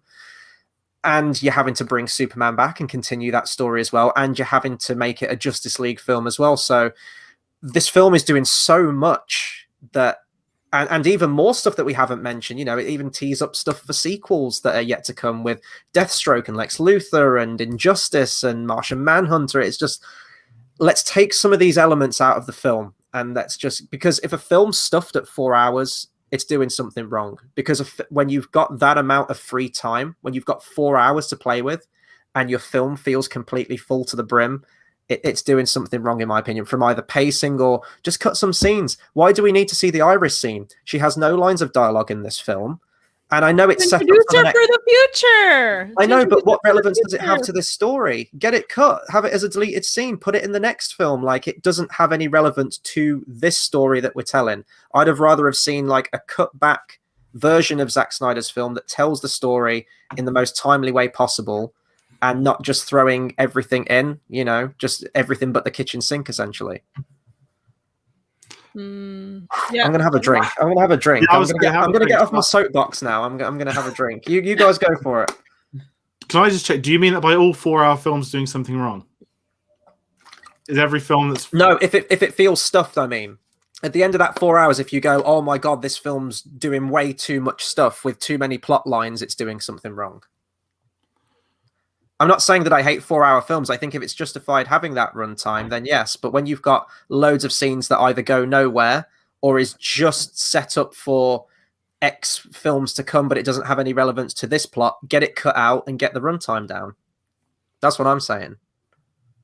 I'm just trying to concept, that's all. I don't even know where to go. I'm not going to lie. I'm lost, in all truth. The runtime I'm going to talk about, I don't like the epilogue. I know I'm jumping way too far ahead. There were certainly some chunks of the epilogue, but it was long, but it felt like 2 films in one. But it was almost the first half of the film was them setting up, bringing these characters together, setting up the story, and the second half was them on this adventure. And I'm going to draw a very, very big comparison Chris won't like, which is Fellowship of the Ring, where the first half of the film is them setting up the Fellowship. You know, you get the swap disc bit, and then it's the sort of first adventure. And I don't mind the setup stuff because I know that this film was intended to be part of, at the time, a part 1 and a part 2. So I'm pretty chill with some of that. My issue, it's not really an issue with it, but heading into it, why I'm so neutral is that because I know that this was Zack's last film on it, I know we're not going to get a payoff to the setups in terms of down on. Maybe we will. Maybe I'm going to be proven wrong again in 4 years' time when, you know, Justice League, well, it'll be called probably Injustice or something, maybe comes out, and I can idiot again. But I don't mind that stuff because even stuff like Iris, we know she's going to be in the Flash film, and she was always intended to be in that original cut. So I've got absolutely no issue with film doing setups like that are going to get payoffs. Now we know they won't get a payoff because this is a director's cut of something that had came and been for different reasons. So that's why I'm struggling to talk about it. I'm in this sort of trance where I understand both sides of every point from it, but I've got no idea of them trying to do too much. It was just sitting through it did take its toll on me, but it does that to me for any long films, in truth. Yeah, Itzmoe, what about you? What do you think about the runtime? Well, just in terms of how much stuff that it's packing into it, did you think that some scenes could have been cut? Did you think the epilogue needed to be there, for example, or some of the setups for Flash? I mean, I like, for me, first of all, the 4 hours, I enjoyed it. Like, I wasn't bored at all. So it did, for me, it didn't seem like 4 hours. And I was trying to think, like, you know, because I have worked as an editor, I did study editing. So I'm like, what would I cut? And like, I would have to kind of maybe watch it again, but I couldn't really think of anything. Also because, I mean, I might be able to find something later, but also I kind of maybe was a little bit forgiving in terms of the time. Like, I mean, for me, I enjoyed it, but like, because I'm thinking of it in terms of like, okay, this is probably Zack's last film.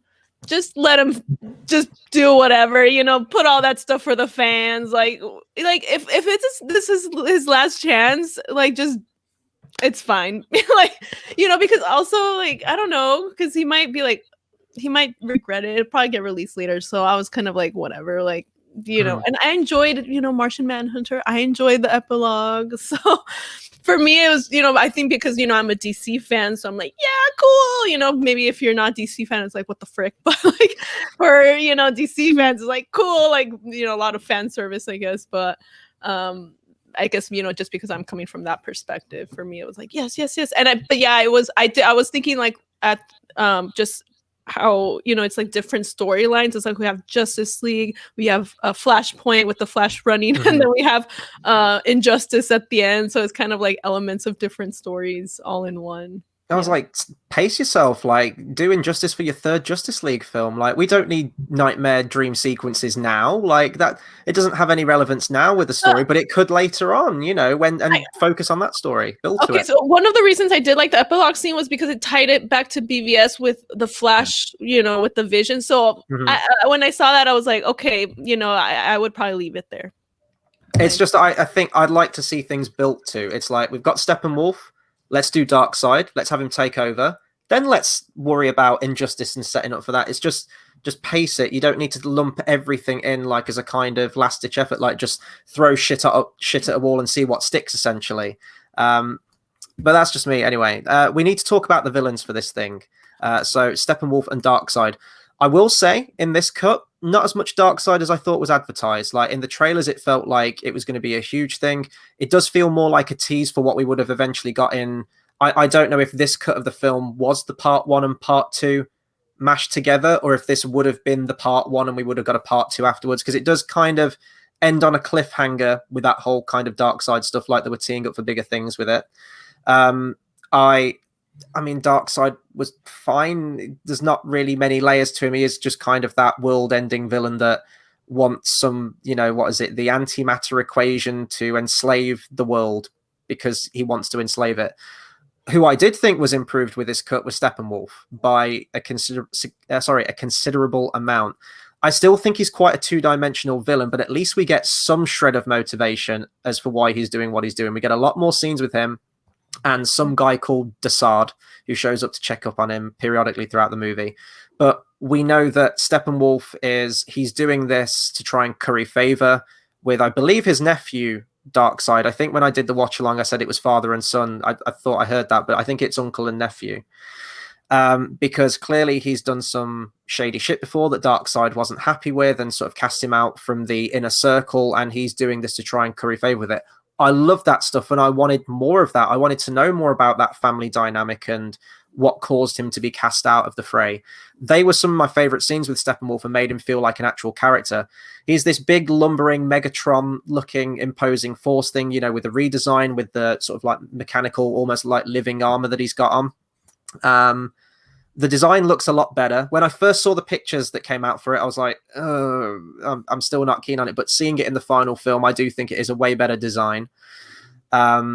And I liked sort of that because Kieran Hines does the voice. I liked when he actually got to play that character. But there wasn't as many scenes as I would have liked. I would have liked a few more. I think ultimately, as it comes across, Steppenwolf is quite a one-note villain. He's just sort of like a henchman. He's a lackey. He's smashing and, you know, clanging and banging and all this stuff in the fight scenes.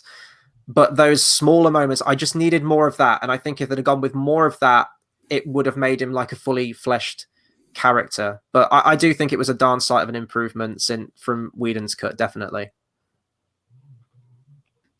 Do you want to go first, Itzmoe? Sure. So I agree that like Steppenwolf was a lot better in this one. I didn't really care much in the Joss Whedon version. This one I was like, I mean, I still don't think he's like the best villain ever. I mean, I feel like Joker is the best, but definitely a lot better. And then with Darkseid, I mean, they both, the look definitely much more improved. Darkseid, I think, looked just a lot more. I mean, yeah, Darkseid, sorry, he wasn't in the original, but he was just in general, just, I don't know, for me, I thought he was menacing. Like I kind of got that, I felt that when I watched it, so I like that, but I definitely would have liked to have seen more of him. I forgot about Steppenwolf from the first film. I remember it looked awful, but until last week when someone's put a side-by-side comparison up, that's the first time I've said that, okay, this is much better. It's still not perfect, the CG. However, given that it's something that was done in post-production on a director's cut, I can understand that it won't have that tentpole budget that it already had. So that's why I can understand it. But the design looked a lot better. In the fights, he seemed better. I think Chris, as you said, he's got motives. Even as something as a small saying, you still owe him another 100,000 50,000 planets for your betrayal. That just gives something about him that we've understood a connection and why he's doing it for Darkseid. And I like that kind of stuff. And I think this is what I've seen sort of slides in interviews recently, that he really loves that mythology stuff, that sort of godlike sort of all that mythology. And you can tell with him that this is maybe leaning into Superman as well, that very much his approach to the DCEU has been having these characters sort of presented as gods, as titans, as this sort of other dimension, rather than, not to bring Marvel into it, but it always can get brought up, but rather than just being a casual villain that exists in that time, there's such interesting comparison there. I think Thanos, everyone compares Thanos to Darkseid. I don't know the comic story of Darkseid, and he's not had his own film like Infinity War, so it's really hard for me to even warrant bringing that up for a discussion. But certainly Darkseid has a presence via reputation, via his demands, and I thought Steppenwolf was better, and he's still very much a two-dimensional villain, absolutely. But his action scenes, I think he does enough as a villain to be, I don't want to say a good villain or a great villain, but a menacing villain. But ultimately, it's the same for so many of these types of films, that when you're releasing a film and it's not their biggest villain, it's the origin film for the Justice League together, you know that ultimately he can't win, he won't stand a chance, because you can't do that in the first film. And I think that's why going off something that I think Nolan did so well in Batman Begins is by not bringing, because back in the day, everyone had their main villain as always in the first film with them. Spider-Man did it, X-Men have always done it, original Batman did it, and Nolan was one of the first directors to slowly switch that out. And I think that's something that this film benefited from, because if you had Darkseid as the villain, it would be ridiculous in an origin film for him to win, and you can't have him win in an origin film. So having that was good. And I think what I really liked is, I know it's jumping ending, just the moment of Darkseid and his fleet, stomping on the head of Steppenwolf. That was like, okay, now we know this geezer's bad because we already know it, but he's actually just crushed like his uncle's head, who's failed on a mission, and it is very much that Thanos, fine, I'll do it myself type thing. So I think there was enough there, and I do think, off what you said earlier, Chris, as well, this is definitely a part one of the part two. I'd imagine that part two was outright Darkseid, and maybe this new trilogy plan, maybe the third one was Injustice. But I thought Steppenwolf was a hell of a lot better, and the action scenes, especially the stuff with the Amazonians, I've really liked. How do you introduce the villain? You always want them to sort of, not politely put, just massacre everyone, and you get what you said earlier, Itzmoe, as well, when it's about the sacrifice, when they're taking out the temple, they think they've squashed the threat, and it's absolutely nothing. All those lives wasted for nothing. So I love that kind of stuff. But he's definitely better from what I remember. And when they said we have no fear, I love that line. I think as a woman, when you hear that, it just makes you feel like we love the Amazons. So I don't think that was in the Whedon cut. So thank you, Zach, for having that. I also just want to say, like, the death, Steppenwolf, so much better. It was so freaking awesome. Aquaman, like Wonder Woman, Super Punch. Oh, so much better in this one. So much better. It was so anticlimactic in the Joss one. I was like, oh, wow, like that's it. Like, I don't even remember what happened in that. Do you just see like the helmet fall to the ground? Like, is that? Like, I think he gets his head cut off in that version, but I don't think you see it, and definitely not in this. He gets frozen or something. Yeah. And then Wonder Woman, I think, kills him. I don't really remember. So. But yeah, no, the death was awesome. I'm glad you brought that up because I wanted to bring that up too. But when you see the Justice League sort of working together, I like seeing that moment where, yeah, you mentioned it's like Aquaman stabs him on the trident, and then is it Superman that punches him, and then Wonder Woman gets the confirmed kill at the end. That was awesome. Yeah, when they're all like chaining combos together, that was great to watch. So I love, that part of Steppenwolf. I think it's a good jumping off point to talk about the action as a whole, though. I know we've talked about some of the scenes as well, but I like the big biblical action scenes. Probably my favorite scene in the Whedon cut, and one of my favorite scenes in this version as well, is that, well, the villain's been changed now. It's actually Darkseid doing the killing in this war scene now, and not Steppenwolf, which was in Whedon's cut, but where you have the gods, men, Atlanteans, and Amazonians all fighting together, and a lantern. One singular lantern. I don't know where all the other Green Lanterns were. Maybe they're off in space somewhere. Who knows? But that was cool, and it's those biblical, godlike action scenes that you get that sort of give scope to the world and the universe that it's set in. Sets up Darkseid as well in a very imposing way, although he does kind of get his ass handed to him straight away as an initial impression from him. But I like seeing all that stuff, and I guess that's just one of the many scenes where when you have that extra context to it, or extra scenes, additions, it makes that scene in isolation make a lot more sense because you have everything else around it to reinforce it. So they were my favorite action scenes. Yeah, the Amazonian ones where Steppenwolf shows up and just devastates Themyscira. The one where Wonder Woman gives the backstory to Darkseid. Those two are probably my favorite action scenes in there because I like seeing all those different cultures and how they fight and their different fighting styles and the armor as well. I really liked the Atlanteans' armor. There's one guy who shows up, I think he speaks to Mira, and it's like this creature from the Black Lagoon kind of helmet that he's got on with like this fanned kind of fin headgear design. I don't know. I loved all that stuff. Yeah. Yeah, the action set piece. Again, someone that's, my DC knowledge, I used to read comics when I was younger, but sort of when you drop off the DCE, like you kind of forget, but seeing the Green Lanterns in that fight, and I forgot about the whole Greek mythology, like Zeus was chilling as well, and that was really cool. Just to get a bit of backstory in it again teases Darkseid for what's to come and the consequences of them losing. I think that was the key, that it took the entirety pretty much of the planet to come together to beat them the first time.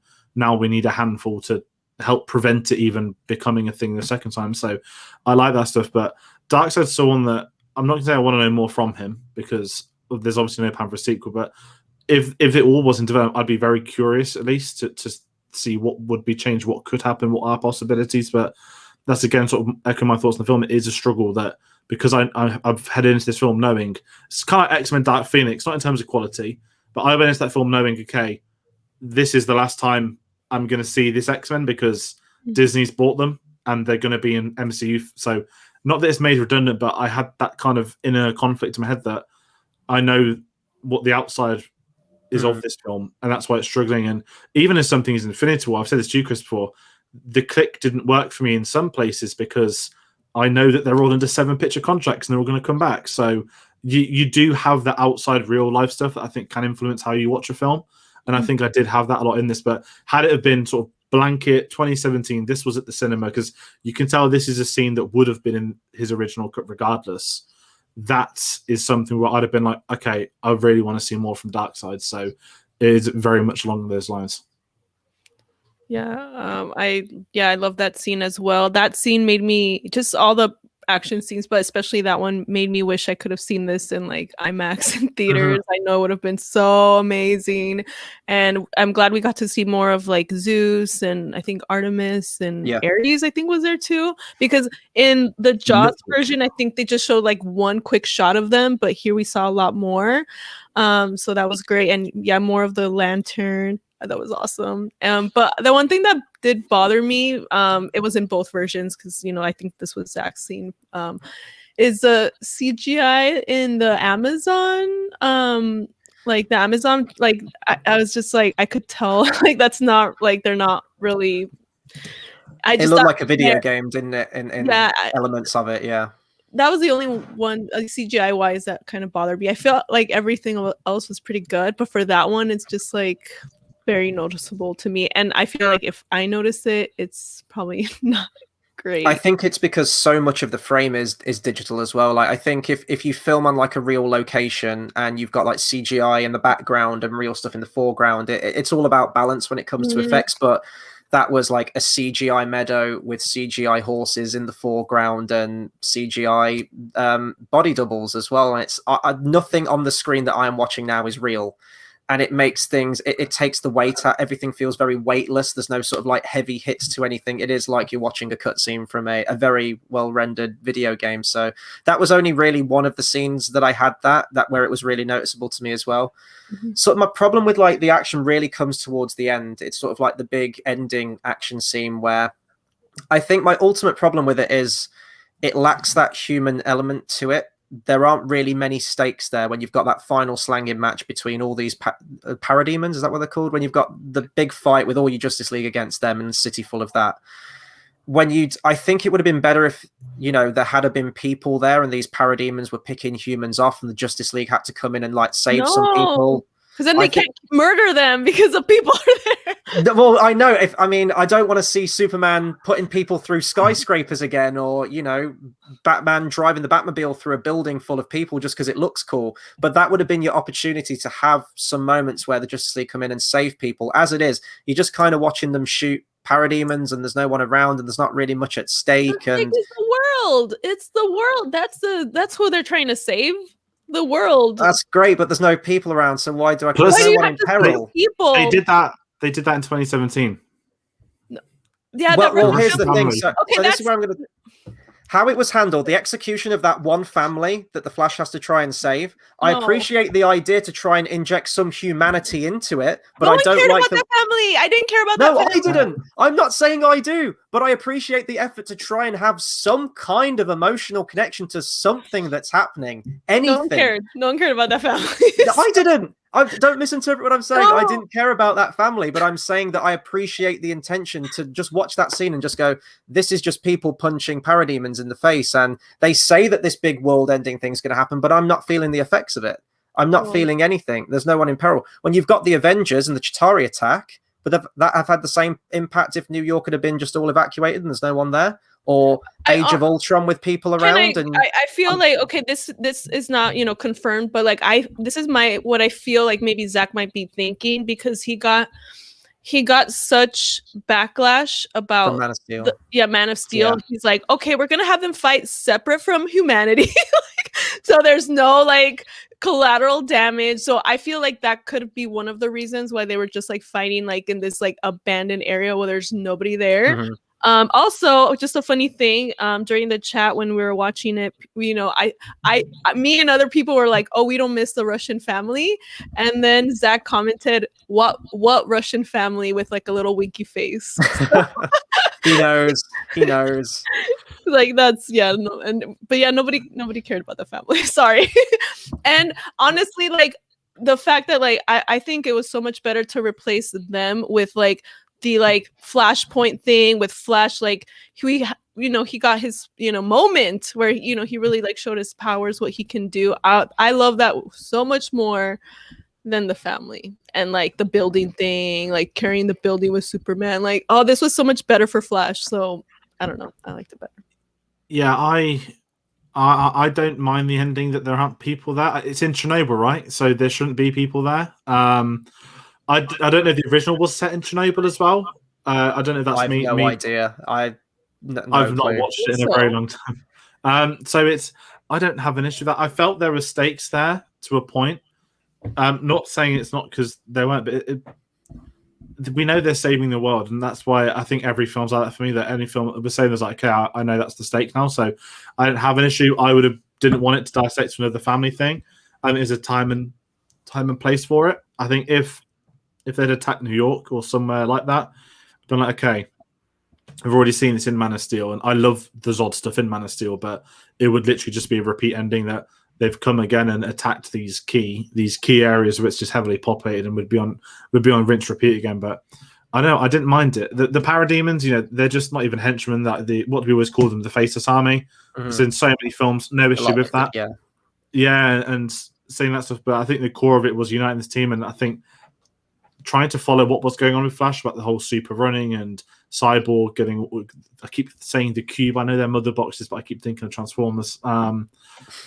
I didn't mind it that much, but it was weird. It was like a big bubble. And then I was trying to remember, like, have I seen this before? Have I not? And then I think like Batman broke into it and the action started from there. But I didn't have an issue with that stakes, I think, because I know they're saving the world. I don't need to be reminded of all the other people in it. I'm more than happy just let them do their thing.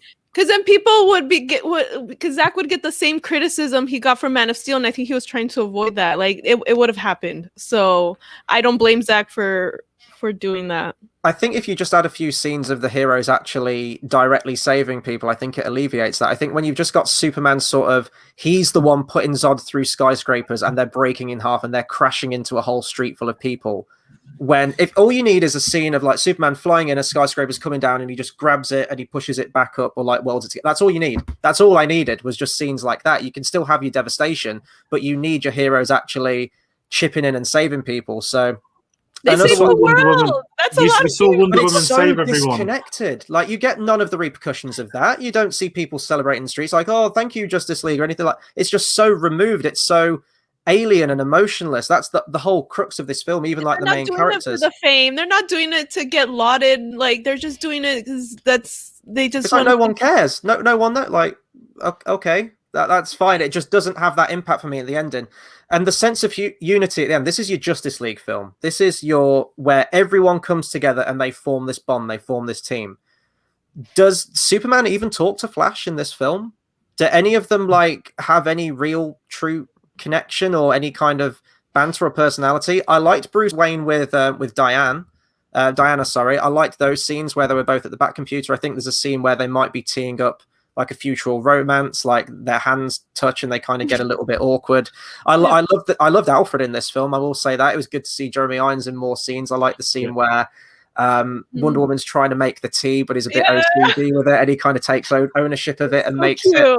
I love that stuff, and it was those scenes where it's people acting like real people with like real humanity and personality, and I wanted more scenes like that.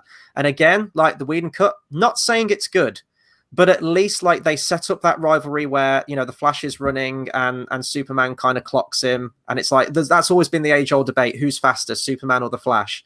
And it was punctuated at least in like a nice way in the end credit scene where they say like we're going to have a race. It's not great. I'm not saying it's good. I'm not saying it's well written, but it's something. It was like an attempt to inject some kind of personality or humanity into this film.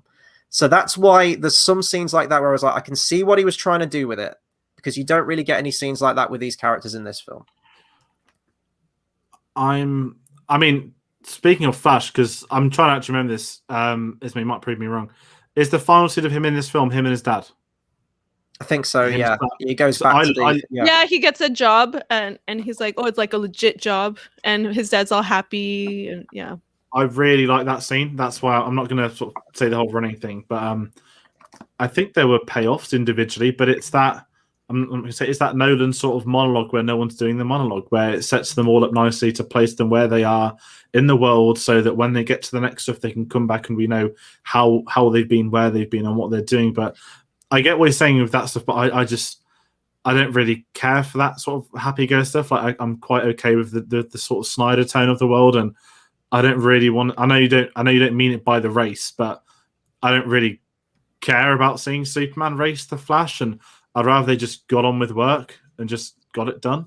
I don't know You if I'm just missing don't really the get that banter, though. Do they even form at the end? They kind of all go their separate ways at the end of this film. Well, they had They get that the shot of them on the shot. line.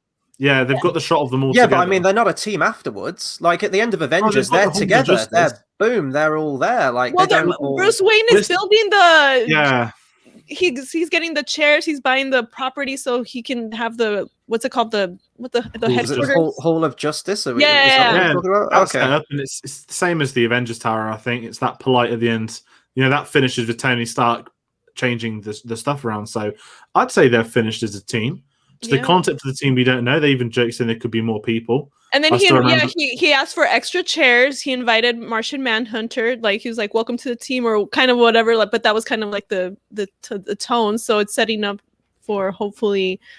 I mean, it's probably not going to happen, but like for a future movie. Also for the stakes, I wanted to remind. I just thought of it right now, but also I think part of the stakes were what Cyborg kind of saw in his vision, where like Diana was dead. Oh my god, that shot was, oh my god, when I first saw that I was like, oh my god, I don't want Wonder Woman to die. So that was, you know, one of them, just everything he saw there with like Superman, with like dead Lois and the Batman head, the cowl and everything. So I think that was part of like the stakes. It's like you don't want that to happen. So, you know, just wanted to remind people about that. Let's talk about the music for this thing then. So Junkie XL takes complete ownership of the score over this one, but he does use some of Hans Zimmer's themes. I did find the music a bit underwhelming. Now, I haven't listened to the music in isolation. George, I know that you have, in the colossal runtime that soundtrack is. I'm 2/3 way there. It's almost 4 hours. It's a work in progress to get through it. But it is. So my review of this soundtrack is going to come exclusively from my impression of it from the actual film. Definitely a lot better than Danny Elfman's. That goes without saying, in that I actually noticed the music in this film and it stood out. But beyond, the only themes that stuck out for me for this film were Wonder Woman's theme, which was written by Hans Zimmer, and Superman's theme and the variations of that theme, which were also written by Hans Zimmer. Batman's theme, which was written by Junkie XL in Batman vs Superman, nowhere in this soundtrack. At least I didn't hear it. I don't know if it's like played once or twice, but as far as I know, it wasn't used at all. And that was such a great theme as well. Very different Batman theme, but felt in keeping in the world. And that was the theme out of all of them that I was most looking forward to hearing. Are you talking about Beautiful Lie or another one? So that's like the sort of that's subtle the one, isn't it? But then there's the dun dun dun dun, like the more dramatic one that plays. Yeah. Like I wanted that, and we didn't get that. But the rest of the music, I got nothing. It was just kind of all generic action music. I don't even know if the Justice League got a theme of their own. I don't know if Steppenwolf had a theme. Like it all just kind of merged into one for me after a point. I'll jump in. So I love Junkie XL. I love his Mad Max score. And when I knew that he was doing the full thing, I was very excited by that. I politely wanted Zimmer to move on. I think he more did BVS out of loyalty to Snyder that he did Man of Steel. I think when he realized that Batman was in it, that was a polite, I'm going to slowly ease myself out, but I'm going to bring in one of my friends that's a very good composer. It was a strange one for me because I was probably really politely but looking forward to the soundtrack more than anything in this. But because it's 4 hours long, the film, it's so hard to dissect the soundtrack, because when I was re-listening to it on work on Friday, there was so many great bits, and not that I didn't remember them in the film. It's that it's not that I didn't remember them in the film. It's that I just forgotten scenes from the film, and it was like when I was watching these scenes, it was reminding me of scenes from it. And I think Cyborg's got to make his sort of 10-minute story is probably by a country one of the best scenes of the film, and you've got this score to match it. I really like the song that they released a couple of weeks ago. Is it something Return on the Way to Blackwater or something like that? I like the score, but it's really hard to take into account because it's 4 hours. But I will add to that what you said, Chris. The best moment of the soundtrack within the film, not listening to, is the Superman coming back to life stuff. And obviously we know that is the Zimmer theme, but I thought Junkie XL handled that bit very well. And that was a big thing for me, because if he'd have messed up that emotional moment, because we know that Hans Zimmer can do the drama, and when you get the death of Superman in the last film, is Zimmer score all over that, and it's so well done. I was like, is he going to alienate the people from that moment when they bring him back to life? But I'm really glad he didn't. But it's an interesting one. I need to carry on re-listening to it. I'm currently in the process of making my best of Snyder'S playlist, but obviously based off this film, I'm only like a third of the way there. Yeah, it was definitely so much better. Yeah, like I don't know, the Danny Elfman one, like just nothing really stuck out to me. Other than, when he inserted John Williams and his own Batman theme for like a few seconds.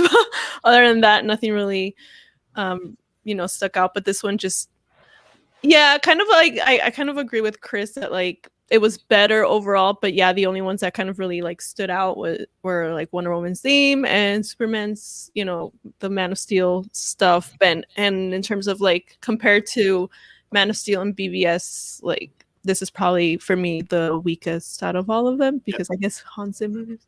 Mm-hmm. Yeah, Zimmer's levels above. I'm more than happy to say that. And also, Chris, I'm with you. That Batman theme, absolutely love that in the Batman versus Superman soundtrack. There's that like 16-minute suite towards the end of it. And I was like, sorry. I know you guys probably only saw Wonder Woman 84 like one time, but I don't know if you guys noticed this, because I noticed this in Wonder Woman 84 because I love A Beautiful Life from PBS. Yeah, I love that as well. You noticed it in Wonder Woman 84? Yeah, why was it there? It's my problem. It's beautiful. I didn't care. Batman's theme.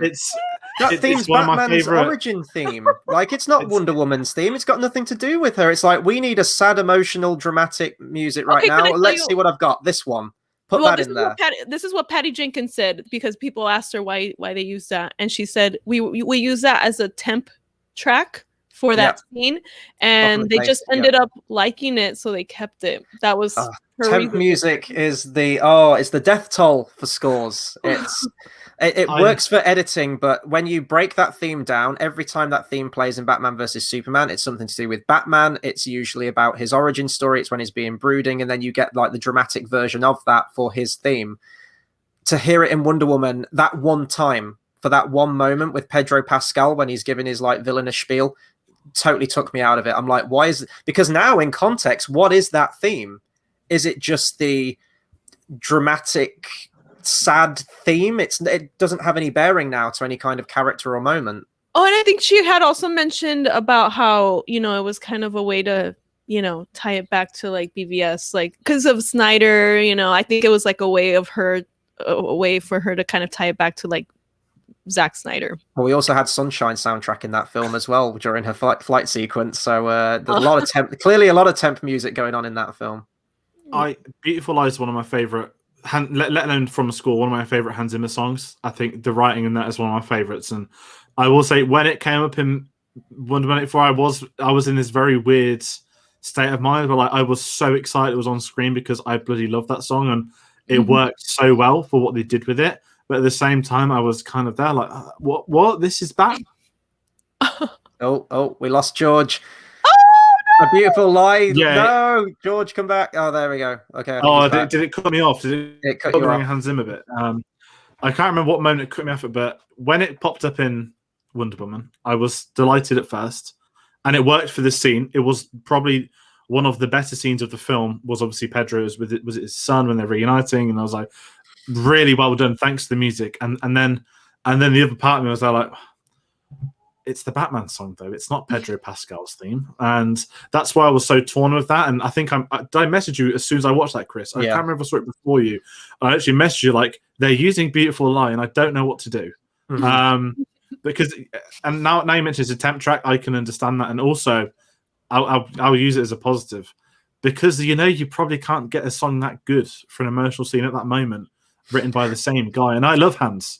Yeah. But even he probably sat down and says, well, can I really get one better than this for this scene, for this film? Like, let's just go with it. He's like, I'm tired. I don't want to compose something else. Just use it. It's fine. Can we break for lunch? Like, just use the one that I did for Batman vs Superman.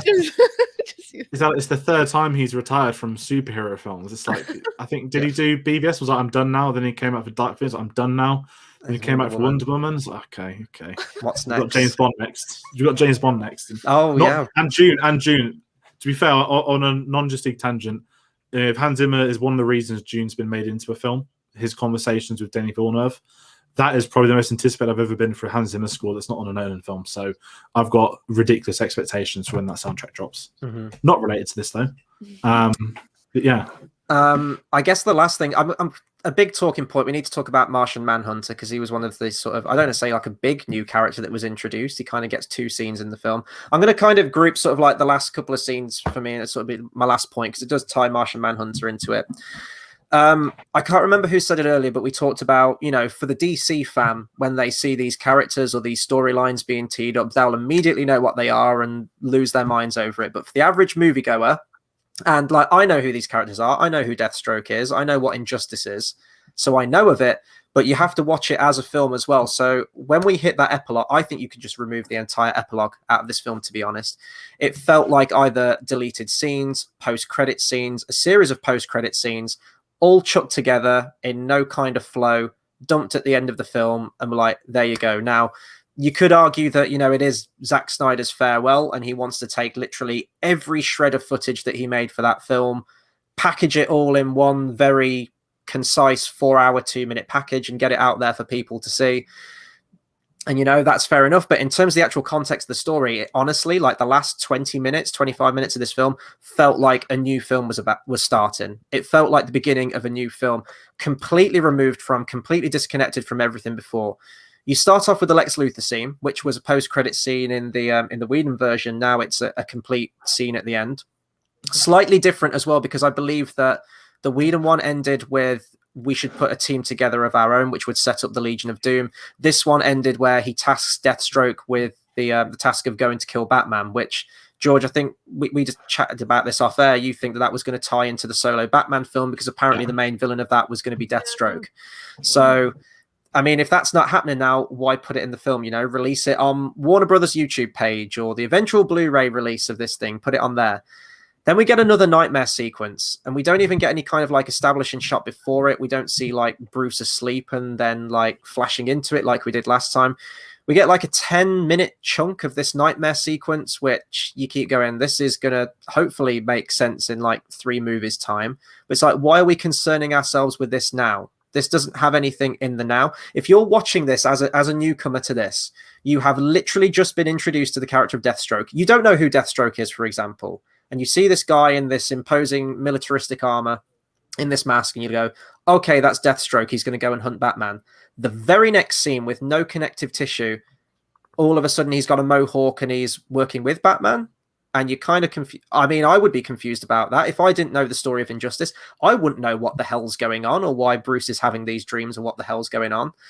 And then, like, the final sort of nail in the coffin for me was Jared Leto's Joker. Now, I'm sure he has his fans out there. And, I was kind of in that camp as well. Like, Itzmoe, when we went to that DC costume expo thing and they had some like concept art from some of the films, there was one from Suicide Squad, which was, I think it was Batman in the Batmobile who'd apprehended the Joker. And we thought like, oh, there was probably a scene where we got to see Affleck's Batman talking to Jared Leto's Joker in continuity in this cinematic universe together.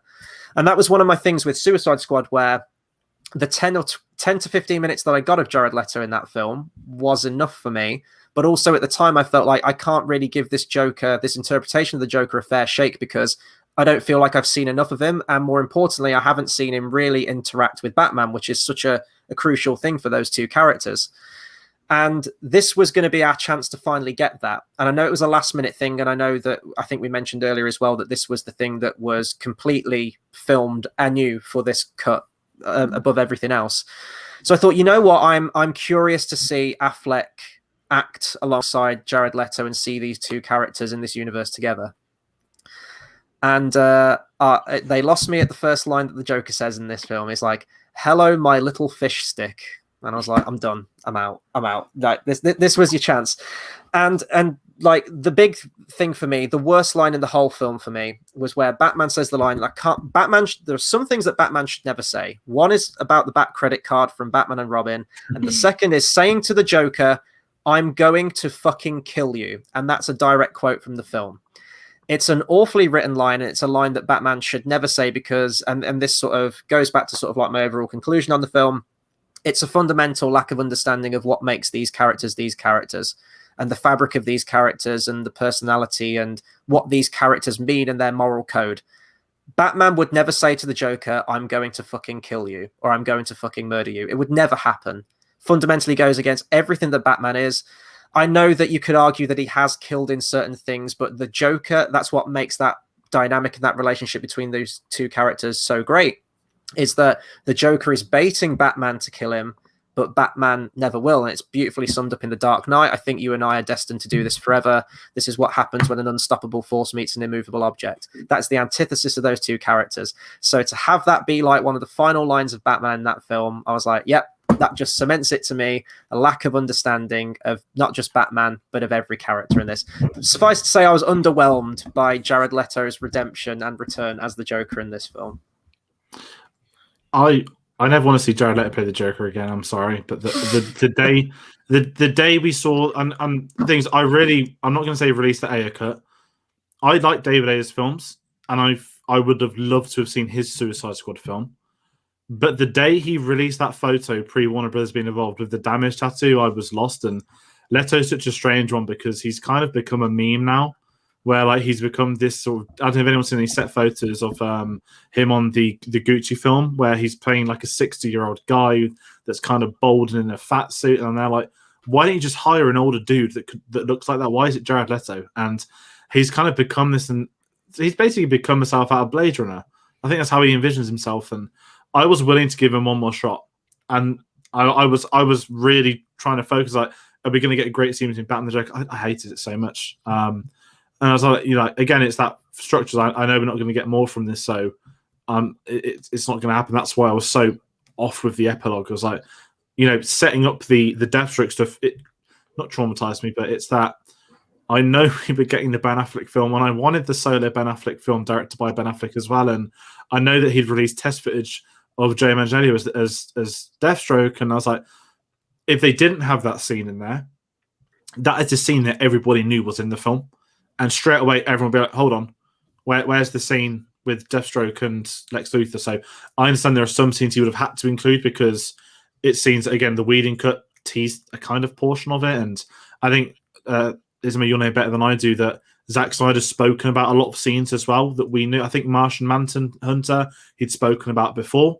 There was always scenes with him. And I think when you've got this director's cut, which is a polite farewell, and he said what scenes there, you then can't release that cut without those scenes, especially the Nightmare sequence. What I will say in the Nightmare sequence is that the Injustice stuff was, I remember when those comics first came out, when the game was coming out, and I was so hyped. And I played that game far too much than I should have. That has always been something I've wanted to see, and you can tell Snyder's been leaning towards that ever since that also got released. And it's a shame I'm not going to get it, but I didn't have an issue with the Nightmare sequence being a sequence.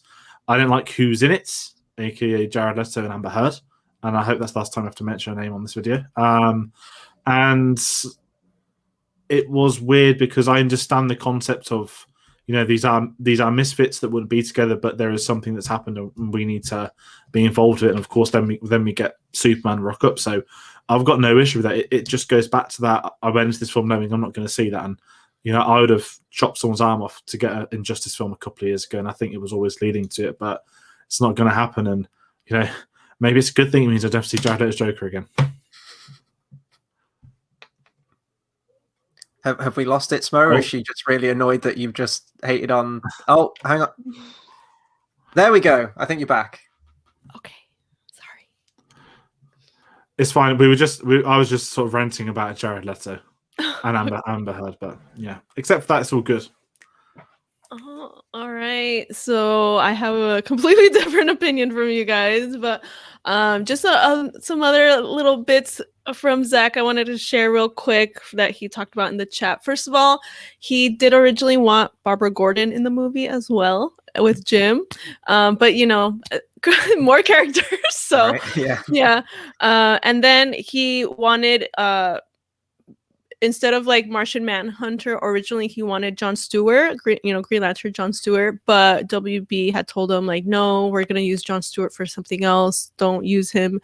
So then he ended up going with Martian Manhunter, which I was happy about because I had been wanting to see Martian Manhunter in the movie. So that's another reason why I was happy, because I was like, finally, I feel like he deserves more screen time. But I did like the epilogue because, first of all, it tied it back to BVS with the Flash, you know, it's that kind of, because when you see that in BVS, it's a little kind of random. It's kind of like, are we gonna find out where this is from? So that was kind of nice. Yeah, I was not happy to see Amber there. Just why? But I did like Jared and Ben. I thought like I could feel like the tension. I was like, oh my gosh. And I know Chris didn't like the laugh, but I liked it. Like I could and when I saw Jared in Suicide Squad, like I couldn't really I didn't have an opinion about it because I was like, I didn't really see enough. Like I don't know if I liked him or not. So I felt like I got more from this one scene than like all of Suicide Squad. So after seeing that scene, I thought I did like his Joker. But I'm not saying he's the best Joker, but in terms of I did like it, and I thought they were both great together. And I'm glad we finally got a scene. And Zach did say that he did shoot that scene because he kind of thought it was like a crime in a way that like, okay, we have in this universe, we have a Batman, we have a Joker, but we haven't really had like in Suicide Squad there was, I guess, like a smaller scene, but like he's like, I wanted to do a scene with both of them because we have them in the universe. So that was one of the reasons he shot that scene. And again, I think it's because probably his last time doing a film, so he's like, let me just do everything I've been wanting to do. And that was like one thing that he hadn't shot, so he kind of took advantage of the opportunity to like finish the film, to like, okay, let me just do this. So I'm like, I kind of can understand that, because it's like, yeah, they're amazing, you know, Batman and Joker, like the best of the best, you know. So yeah, I guess he looked better in this than he did in Suicide Squad. I will say no, that. I like, did think he looked. I like the lips, like just how like red and bloody they were, and that no tattoos. And yeah, that was the big thing for me. Like I liked his like facial expressions too. Like he looks so insane to me. I'm like, yes, like I don't know. I enjoyed it. I guess we can Oh, go on. Sorry, George. Also, I would actually like to see Ben Affleck's Batman beat the shit into him, but not from a story perspective. In absolute truth, I'm not going to lie, but we know, and that's the thing. It's the whole Batman versus Joker thing, right? In theory, the Joker could never, ever, ever stand toe to toe with Batman, and that is the core of any Batman story. And I think Jared Leto does well in that sense of it, that he couldn't physically go toe to toe with him. So that's my kind of final thoughts. So I just want to say another reason I like the scene. First of all, like he mentioned, you know, the death of I believe it was Dick Grayson. Yeah, Dick Grayson. So he kind of brought that up, which is, you know, source subject. Jason Todd? No, it's Zach confirmed it was Dick. Oh, so no Nightwing in this universe then. Okay, that's a shame. Okay. Yeah, unless he corrected, but like from what I read, he said it was Dick, which is sad because he's my favorite. So I liked that part. And then I was gonna say when he said that, you know, I will effing kill you, like I mean, I kind of thought maybe he's bluffing, because like when he was talking about like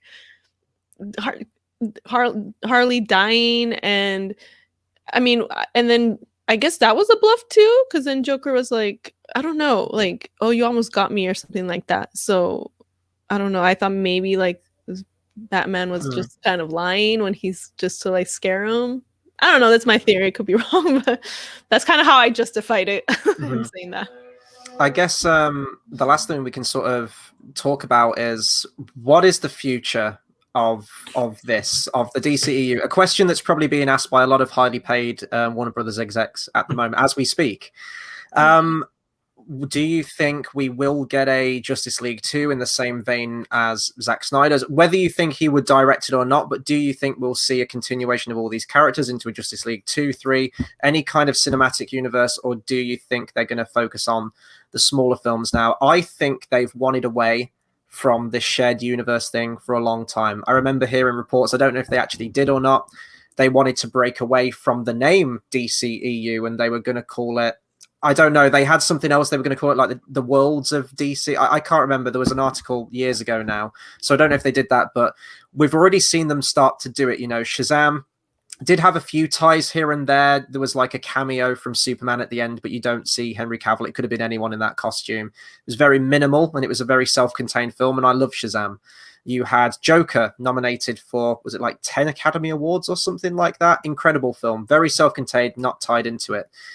Even it felt like Birds of Prey, I didn't like that either, was trying to break away from that. And I think we'll fully break away with that when we get into James Gunn's Suicide Squad. You've got all these films they've lined up down the line. A new Batman trilogy, for God's sake, with Robert Pattinson, which is probably my most anticipated film within the next X amount of years at this point. I can't wait for that film. And hearing Matt Reeves talk about Batman as well at that DC fandom they did.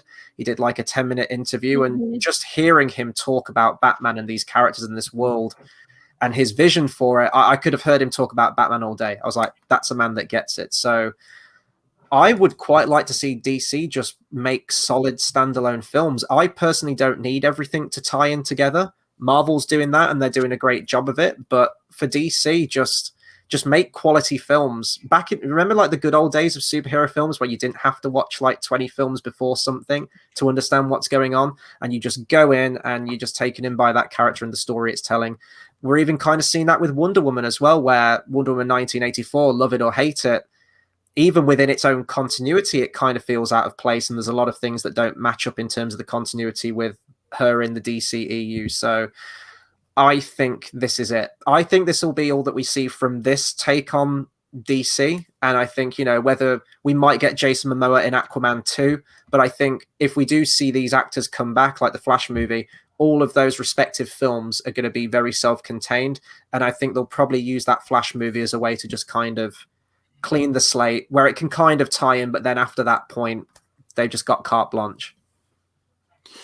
Yeah, I think Flash is the key to everything. I think it's going to be nearer X-Men, not Apocalypse, Days of Future Past. I think that's going to be not necessarily a reset, but whatever happens in this film, and Warner Brothers probably don't even have the answer either.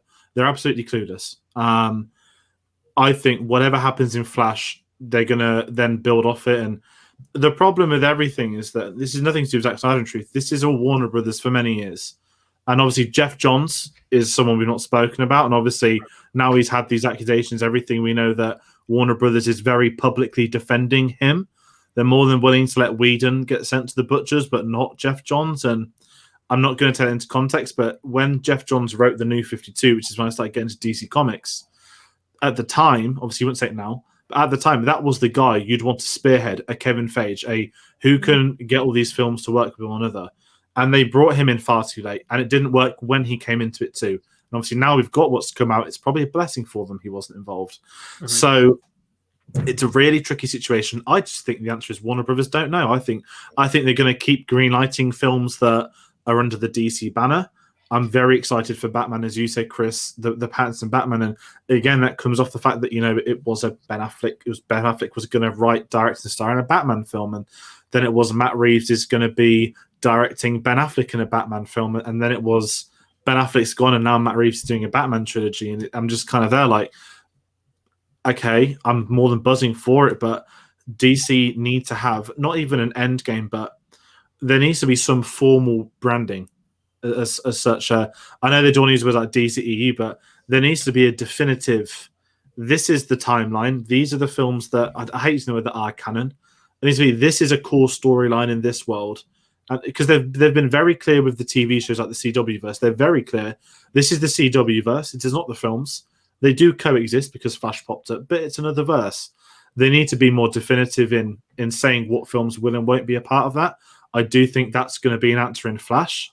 I don't want them to then try and tie it into Batman that's coming out next year or Joker as well, because there's so many variables which are going to influence that. But in all truth, if Aquaman 2 does well and Flash does well, then DC's going to sit there and say, well, Warner Brothers, will sit there and say, well, there's 2 out of the 6 that did well. Wonder Woman didn't do great with critics, but some fans liked it, but we can't even judge its financial because of coronavirus. Wonder Woman 84 is a very difficult one to traject in that form of things because it was obviously a very difficult time and no one can analyze the market as such. But then what's the question? Because we know that Ben Affleck's probably not going to be back after Flash, but he's in Flash. And I the truth is, I don't have the faintest idea that if Zack was going to come back, could he tempt Cavill? Could he tempt Ben Affleck? I don't even know, because let's say in a perfect world Snyder would come back. would Snyder trust Warner Brothers? And I think that is the problem. The DC's problem isn't really DC Comics. It's the fact they're owned by Warner Brothers. And Warner Brothers is such a controlling stake in everything and anything to do. Even the Amber Heard stuff, you know, to publicly get rid of Johnny Depp or Fantastic Beasts, which to me is the wrong choice, but I understand it from a business model that at the moment, whilst there are cases and appeals happening, you cannot allow that filming to go. I can understand that. But then you don't publicly fire her from Aquaman 2, which starts filming in April in London. We still don't know if she's going to be in it. We're going to have to wait for like a leaked set photo of her on set for confirmation. The truth is, I think we know as much as Warner Brothers. And it's bad because DC as a property, kind of given my thoughts on the company, that I've said this for many years, their comics are so much better than Marvel's comics ever have been. More interesting characters, more interesting stories. But they've not been able to get that to come together, and there's so many variables in place for why. But the problem is that there's so many incompetent people where every time a new Warner Brothers CEO comes in, they just seem to make it worse. So I don't know. I would love them to hire a creative. Even if Snyder was there, I'd take up a backseat role and just help out on films, but I don't even think he'd want to do that. I think he wants to move on. I'd like to see him move on. And I think DC is a poison chalice, and the problem is, let's say they reboot or whatever and they get it right, any release is going to get compared to MCU entry number 34, 40, whatever they'll be up to by the time that comes. And I think personally, it's a no-win, no-win. I would say carry on the standalone films, but it just gets messy. The more you read into it, the more you look into it, the messier DC is. So I agree with both of you about how I feel like, going forward, DC should probably just kind of stick to solo films. Like that seems to work for them, like box office wise, and that's what's important to the execs is the money. And I do think, you know, sorry, Snyder fans, I'm a Snyder fan too, but I do think Zack is done and I respect that decision. I want him to be happy. I want him to work on things that make him happy. I know he said in a recent interview that Army of the Dead was like the funnest, probably not the word, but like the best experience he had shooting a film, probably because Warner Brothers was not involved. That's my theory. So yeah, WB, you know, they did him dirty, and I just get so frustrated with not just WB, but like, you know, any execs, like they don't like, okay, you guys handle the business side, let the creatives handle the creativity part, because I know you do have to have some say, but it's like sometimes just trust your directors, like you hire them for a reason. And I just know, like, just from working as an editor, like it's so annoying to like be micromanaged and like some helicopter, like, okay, you hired me, trust me, I know what I'm doing. Like, so that's kind of how I feel with like the directors. Like, you hire them for a reason, please trust them. Like, maybe you don't agree with everything, but why are you hiring them if you don't trust them? So I would just like for the executives to just be, you know, trust their directors more, let them be creative. But yeah, I don't think I would be okay if they just ended here with, you know, the Snyderverse. Like, at least we have like a nice Snyder trilogy now. We have Man of Steel, we have BVS Ultimate Edition, and now we have Zack Snyder's Justice League. It's like the holy Zack Snyder trinity. So I'll be happy if it stays that way. And because I do, you know, I love DC and I do want them to succeed. And even though I love the Snyderverse, like obviously it's not for everyone. And if the solo films, you know, are doing better, then just, you know, just go with your strengths. If that's what's doing well, keep it up, you know?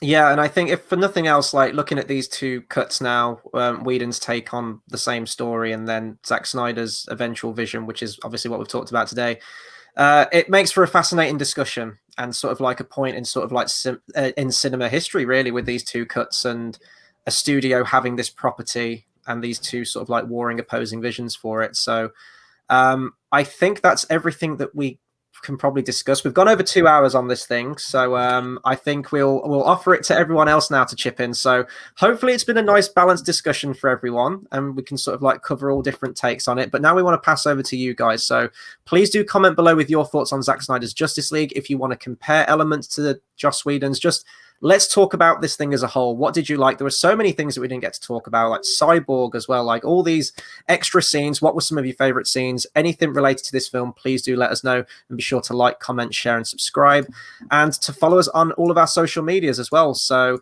this was kind of a last minute video where we could sort of like gather everyone together. So the best way to follow us for all of our times on everything we've got coming out is Facebook at Cinema Savvy, Twitter at cinema_savvy. We're also on Letterboxd at letterboxd.com/cinemasavvy, and we also have some merch in the TeePublic link in the description down below. Also, we're doing a giveaway. £15 Rakuten voucher. There is information in the description down below. Send in your Oscar predictions, first and second choice, to the email address in the description for a chance to win that voucher. And of course, when we eventually get round to it, we will be reviewing Zack Snyder's new film, Army of the Dead. I think it's nice that he's kind of going back to basics as well, going back to zombie films, which is where he all started out with Dawn of the Dead remake. But we also talk about a lot of other films. We'll be building up to Oscar season now. I think this was sort of like the last big hurrah of like a blockbuster film. And we'll be talking about a lot of Oscar films over the next couple of weeks and, well, I guess months. So be sure to subscribe to us and follow those. I'm going to hand over to George because we are, to keep our toes in the comic book world, we also talk about the other side of things with Marvel too. Yes, we're in the middle. At the time of uploading. Yes, we are. We're in the middle. We've just done the Winter Soldier video. This is, of course, the Infinity Saga retrospective. It is myself hosting it, joined by Chris. Many of the people talking Marvel films. We're looking back at the MCU as a saga, back from Iron Man 1 through to Far From Home, capping it off as the Infinity Saga. So if you do like Marvel, not just obviously DC fans, I don't mean this as an insult, but if you like more than DC, because if you've got to the end of it, you're probably a DC fan, do check that out. Again, we're covering all the films. We've had different people on each week. We've got a lot more coming up. We are doing them early, so we're well over halfway in terms of recording, and we've got some big ones coming up. So if you do like other comic films, we've got that. And not to bring up Marvel too much more, of course, we have our Falcon and the Winter Soldier spoiler discussions, which are happening every Friday at 8 p.m. So do check that out. And what I will say, for those guys angry about I keep bringing Marvel up. I'm not a Marvel fanboy. Yes, it's all behind me, but so are Star Wars posters and a James Bond box set. So there's a lot of other stuff in my room. Go check out Chris's Justice League watch along. Because both of them, basically the Joss Whedon one ended up just turning into an hour-and-a-half discussion about DC, and I just popped up halfway through because I was bored and couldn't sleep. I'm not going to lie. So if you want DC conversations pre-Zack Snyder's Justice League, that is a good place to hear about some of our thoughts on it before release. So a lot of comic book stuff on the channel. You know, until the cinemas open, we're basically just a comic book channel right now, and I quite enjoy it.